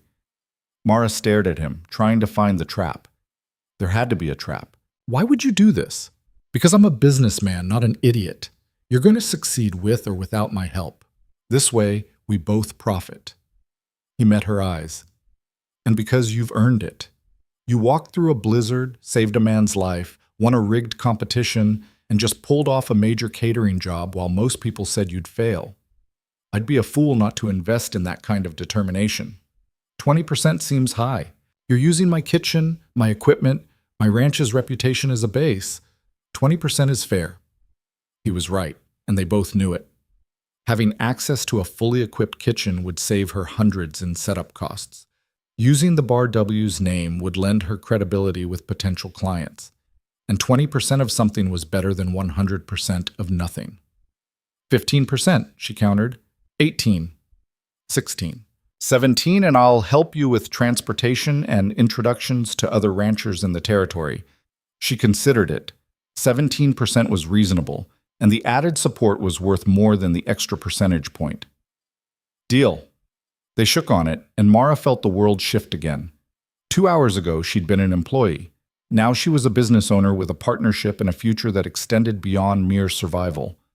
One more thing, Caleb said. The men want to invest. What? Pike, Davis, Jim, few others. They pooled their money, $50 total. They want to buy in as silent partners. 5% stake, no say in operations, just a cut of profits. Why would they do that? Because they believe in you, and because most of them don't have families to send money to. This way their wages do something more than disappear into a bottle. He smiled slightly. You've built loyalty, Miss Bell. That's worth more than money. After he left, Mara sat in the kitchen she'd transformed over 4 months of relentless work and tried to process what had just happened. She'd come to Wyoming expecting to be a cook. Now she was a business owner with partners and contracts and a future. The town still hated her. Judith still wanted her destroyed. She still lived in a freezing church house with dirt floors and no furniture. But she had money in her pocket, work lined up for months, and people who believed in her enough to invest their own savings. Mara thought about the blue ribbon on her wall, about the $75 that had felt like a fortune yesterday, about Caleb's offer and the men's investment and the 5 contracts waiting to be fulfilled. She thought about every person who told her she'd fail, Every woman who'd sneered at her choices, every moment she'd stood at the edge of giving up. And she started laughing. Not polite laughter, not restrained, full-throated, gasping, tears streaming down her face laughter that echoed through the empty kitchen and probably scared the chickens outside. She'd done it. Against every odd, despite every obstacle, she'd actually done it. The door opened and Jim poked his head in. "You all right? Thought I heard someone dying in here." "I'm perfect," Mara managed between laughs. "Absolutely perfect. You're also slightly terrifying. You know that, right?" "Yes." "Good. Just checking." He grinned. "Congratulations, boss." "I'm not your boss." "You're somebody's boss now. Might as well get used to it." After he left, Mara cleaned up the kitchen and started planning her next moves. 5 contracts to fulfill, a partnership to formalize, a business to build from nothing. It should have felt overwhelming. Instead, it felt like coming home. 6 months after stepping off that train, Maribel owned the narrative. Not the town's narrative, that still painted her as difficult, stubborn, too proud for her own good. But her own narrative, the one written in contracts fulfilled and money earned, and respect grudgingly given by people who'd sworn she'd fail. The catering business grew faster than she could have imagined. Word spread across Wyoming and into neighboring territories about the cook who'd served 60 men with a broken stove and never missed a beat. Every successful event led to 3 more requests: weddings, auctions, anniversary celebrations, even a territorial governor's dinner that paid more than she'd made in her entire first month at the Bar W. She hired help when she needed it. Rachel became her permanent assistant, Elsie her apprentice. She paid them fairly, treated them well, and built something that looked almost like a family from the wreckage of her isolation. The church house was no longer home. Caleb had offered her a permanent room at the ranch, but Mara had refused. Instead, she'd rented a small house on the edge of town. 2 rooms, a real stove, glass in the windows. It wasn't much, but it was hers. Paid for with her own money, furnished with things she'd chosen herself. Judith watched this rise with barely concealed fury. The rumors intensified. Mara was cheating her clients, stealing recipes, using immoral methods to secure contracts. None of it stuck. Hard to claim someone was failing when they were obviously succeeding. But Judith was patient, and patient enemies were the most dangerous kind. The attack came on a Tuesday morning in late summer. Mara was at the ranch, preparing for a wedding scheduled that weekend, when Jim burst into the kitchen with panic written across his face. "You need to see this." "See what?" "Just come." He led her outside where several ranch hands had gathered near the barn. They parted silently when Mara approached, revealing what they'd been staring at. Someone had painted words across the barn door in crude red letters: whore, thief, liar. Mara stood there, the words burning into her vision. She'd been called worse to her face, but seeing it written out like that, permanent, public, meant to humiliate, hit differently. "We'll paint over it," Davis said quietly. "Have it done before noon." "Don't." Mara's voice came out steadier than she felt. "Leave it." "Miss Bell, I said leave it. I want everyone to see what kind of people I'm dealing with." She went back to the kitchen and cooked breakfast like nothing had happened, though her hands shook so badly she nearly dropped a pot of coffee. The men ate in uncomfortable silence, shooting glances at each other like they were trying to decide whether to say something. It was Pike who finally spoke up. "We know who did it." Mara looked at him. "Who?" "Judith and 2 of her friends. Old man Peterson saw them sneaking around before dawn. Didn't realize what they were doing till he saw the barn." "Did Peterson tell anyone else?" "Not yet. Figured we should tell you first." Mara thought about this. She could go to the sheriff, file a complaint, make it official. But the sheriff was Judith's cousin and would find a way to dismiss it or turn it around on her. She could confront Judith publicly, but that would just give her the attention she wanted. Or she could do what she'd been doing all along, keep working, keep succeeding, keep proving that words painted on a barn couldn't touch what she'd built. "Let Peterson talk," Mara said finally. "Don't stop him, don't encourage him, just let the truth spread naturally." "That's it?" Pike sounded disappointed. "You're not going to do anything?" "I'm going to cook a wedding this weekend that'll be so good people talk about it for years. That's what I'm going to do." The wedding was for the daughter of a wealthy rancher from the next county over. 200 guests, 3 days of preparation, the biggest job Mara had taken on yet.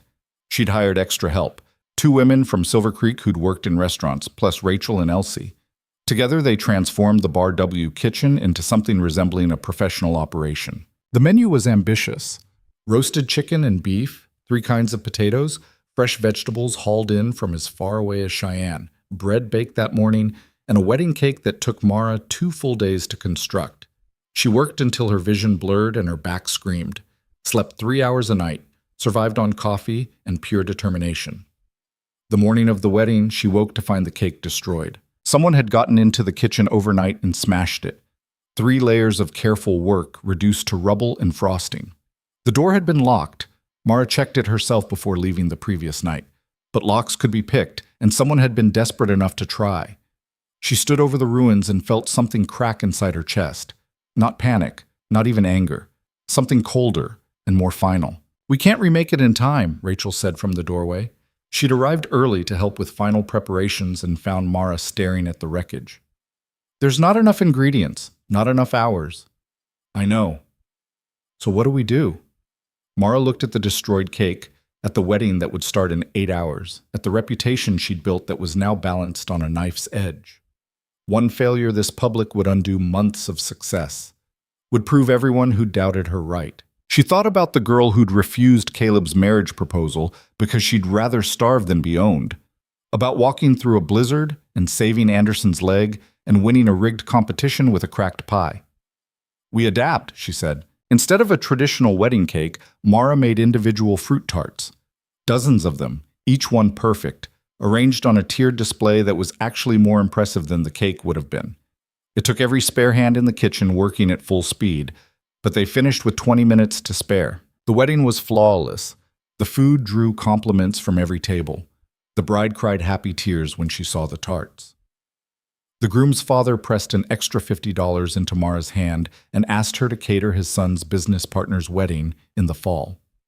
And when Judith showed up, because of course she showed up, probably expecting to witness Mara's humiliation, she found success instead of failure, triumph instead of disaster. Their eyes met across the celebration.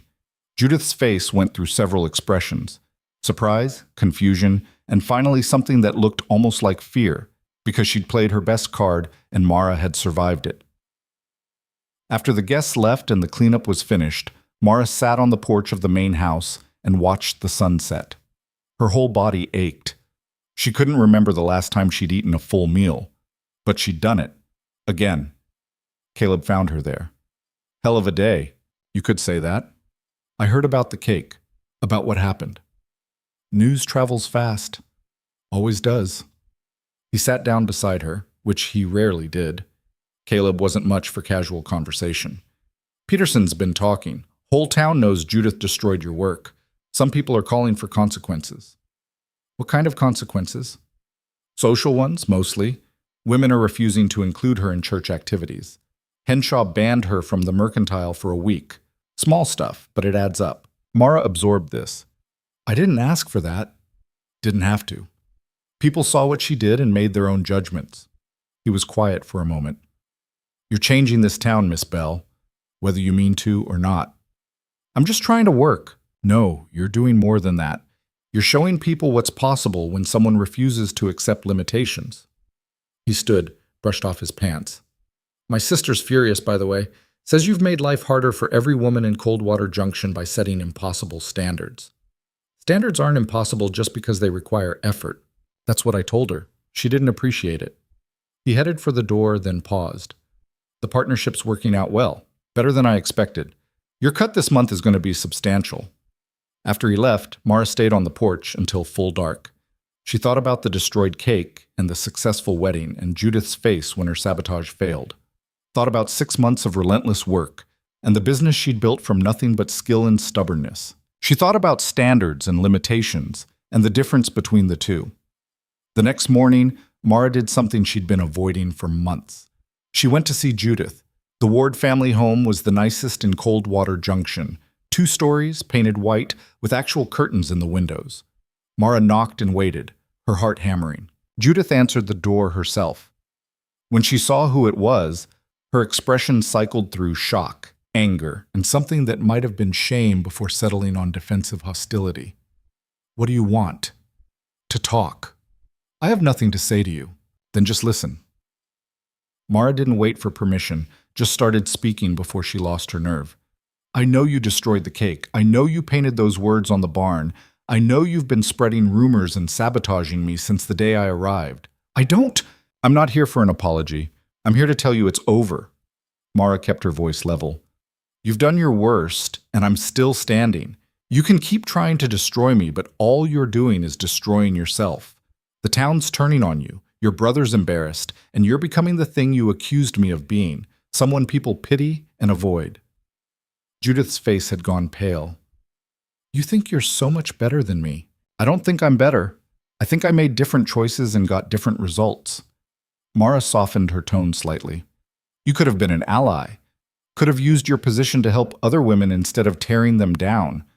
But you chose fear over courage, and now you're alone. I'm not alone. I have… Who? Friends who only stick around because they're afraid of you? A brother who's disappointed in you? A town that's finally seeing you for what you are? Mara took a breath. I didn't come here to gloat. I came to tell you that I forgive you, not because you deserve it, but because holding on to anger is exhausting, and I have better things to do with my energy. She turned to leave, then paused. And Judith? If you ever want to learn how to actually cook instead of just competing, my door's open. I could use someone with your organizational skills. Pays good, works hard, and you'd have to check your pride at the door. But the offer stands. Mara walked away without waiting for a response. She didn't know if Judith would take the offer. Probably not. Pride was a difficult thing to swallow, and Judith had been choking on hers for too long to suddenly develop a taste for humility. But the offer was real, and Mara meant it. Because she'd learned something in 6 months of fighting for her place in this hostile town. Enemies were exhausting, but allies were invaluable. And sometimes the person fighting you hardest was just someone who'd never been shown a different way. A week later, Mara received a letter. No return address, just her name written in careful script. Inside was a single sentence. I'll think about it. Jay. It wasn't acceptance, wasn't even an apology. But it was something. A crack in the armor, a possibility of change. Rachel found the letter on the kitchen table and read it with raised eyebrows. You offered Judith a job? I offered her an option. Whether she takes it is up to her. That's either the most forgiving thing I've ever seen or the craziest. Haven't decided which. Could be both, Mara said, echoing words she'd spoken months ago to Jim. The summer faded into fall, and with it came a rhythm Mara had never experienced before. Stability. Not the stagnant kind that came from giving up, but the solid kind built on consistent success. She cooked for the ranch, catered events across the territory, saved money, made plans. Anderson, fully recovered and back to work, had started courting a girl from Silver Creek. He asked Mara to cater the wedding, blushing furiously while making the request. Of course I will, she said. But you're paying full price, no friendship discounts. Wouldn't dream of asking for one. You saved my leg and my life. Least I can do is pay fair rate for your cooking. The wedding was small and sweet, nothing like the elaborate affairs Mara had been doing lately, but it felt more meaningful somehow. She made Anderson's favorite biscuits, and when he teared up tasting them, she had to turn away and pretend she had something in her eye. Jim found her in the kitchen afterward, cleaning up. You getting soft on us, boss? I'm not your boss. You keep saying that, but you're signing our paychecks for the catering job, so I'm not sure what else to call you. He leaned against the counter. There's talk, you know. There's always talk. Different kind of talk. About you maybe opening a real restaurant. Proper building, regular hours, the whole thing. Mara had been thinking about it. She had money saved now, more than she'd ever imagined having. Enough to lease a building, buy equipment, hire staff. Enough to turn her mobile operation into something permanent. Maybe, she said. Someday. Why not now? You've proven you can do it. Got the customers, got the reputation, got the skills. Because I'm not ready yet. You walked through a blizzard after being in town one day. You weren't ready for that either. That was different. That was survival. She struggled to find the words. This is building something that lasts. I want to make sure I do it right. Jim nodded slowly. Fair enough, but don't wait too long. Opportunities don't hang around forever. That night, Mara sat in her small house and did the math. She had $800 saved. A building lease would cost $50 a month. Equipment, another $300. Staff wages, supplies, licenses. It added up fast. She'd need at least $1,500 to open properly, and that was if nothing went wrong, which meant another year of catering, maybe two. Unless she took on a loan, but debt scared her more than poverty ever had. She was still calculating when someone knocked on her door. Late for visitors, but not unheard of. She opened it to find Caleb standing there, hat in hand. "Mr. Ward, something wrong?" "Opposite, actually. Got a proposition for you." She let him in, poured coffee, waited. "I've been thinking about expansion," Caleb said. "The ranch is doing well, but there's empty buildings in town. Old hotel that's been sitting vacant for 5 years. Owners in California, doesn't care what happens to it." "All right. I'm thinking of buying it, fixing it up, turning it into something useful." He met her eyes. "Restaurant on the ground floor, rooms for rent upstairs. You'd run the restaurant, keep whatever profits you make. I'd take rent from the rooms and charge you minimal lease on the kitchen space." Mara stared at him. "Why would you do that?" "Because I've got money sitting in a bank doing nothing, and you've got skills being wasted on the road. This way, we both win." He pulled out a paper, unfolded it on her table. "Here's the numbers. You'd pay $100 a month in lease, which is half what anyone else would charge. In exchange, you'd feature Bar W beef on the menu and give my guests preferential seating. Everything else is yours." She studied the numbers. They were generous, almost suspiciously so. "What's the catch?" "No catch, just business." He stood to leave. "Think about it. No pressure, no deadline. But the offer's real, and it's not going anywhere." After he left, Mara looked at the numbers until they blurred. $100 a month was manageable. The visibility of a restaurant in town would bring in customers she couldn't reach with catering alone. And having Caleb as a business partner meant protection from the kind of harassment Judith had been dishing out. It was a good deal, too good maybe. She thought about the marriage proposal he'd made 6 months ago, how she'd turned him down without hesitation. Wondered if this was another kind of proposal, dressed up in business language. Then she thought about how he'd never pressured her, never held her refusal against her, had actually helped her succeed. About the partnership they'd built that was worth more than money. Maybe some men were capable of respecting boundaries. Maybe some offers really were just business. 2 days later, she told him yes. The renovation took 3 months. Mara worked with builders and decorators, choosing every detail herself. Light walls to make the space feel bigger, sturdy tables that could handle ranch hands and fancy guests alike. A kitchen 3 times the size of what she'd been working with. She hired Rachel as head server and Elsie as kitchen assistant. Brought in 2 more cooks from Silver Creek, both women who'd been working in hotels for terrible wages, and jumped at the chance to work somewhere they'd be valued. Opening day was chaos. They'd advertised in 3 territories, and people came from as far as Montana to try the food from the cook who'd won the blue ribbon and survived the blizzard. The restaurant sat 40, and they served over 100 before finally running out of everything. Mara cooked until she couldn't stand anymore, then kept cooking anyway. Made her biscuits, of course, and the beef that had made the Bar W famous, and pies that reminded people why she'd won that competition. By closing time, she'd made more money in 1 day than she used to make in a month. Jim showed up as she was counting the receipts, too tired to process what the numbers meant. "You did it." "Did what?" "Built an empire." "This is just the start. You know that, right? In 5 years, you'll have restaurants across the territory. In 10, maybe the whole country. Let's start with surviving the first month." "Nah, you'll survive. You always do." He grinned. "That's kind of your thing." The first month became 3, then 6.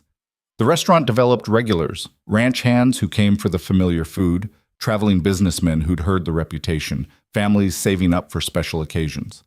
Mara learned to delegate, to trust her staff, to run a business instead of just being a cook. She still worked too hard, still pushed herself past reasonable limits. But now she had help, had people who believed in what she was building and wanted to be part of it. Judith never took the job offer, but she did stop actively sabotaging. They developed a cold detente, passing on the street with nods that weren't quite friendly, but weren't hostile either. It was enough. 1 year after stepping off that train, Mara stood in her restaurant and took stock. She owned a business, had staff who depended on her and partners who respected her, had money in the bank and a future that extended beyond survival. The town still wasn't sure what to make of her. Some saw her as an inspiration, others as a threat, but increasingly they just saw her as part of the landscape, the woman who ran the restaurant, who'd proven you could make your own way if you were stubborn enough. Rachel found her during a quiet moment between lunch and dinner service. "You look contemplative." "Just thinking." "About what?" "About how different everything is from a year ago. How I thought I was coming here to cook and ended up building something bigger than I'd imagined." "You thought you were coming here to survive," Rachel corrected. "The building part was just you refusing to accept limitations." Mara thought about that. About the girl who'd stepped off the train with nothing but a carpet bag and determination. About every moment she could have given up and chose not to. "I didn't refuse limitations," she said slowly. "I just refused to let other people define what mine were." "Is there a difference?" "Yeah. One's about rebellion, the other's about knowing your own worth." Mara smiled. "Took me a while to figure that out." The dinner rush started, pulling them both back to work.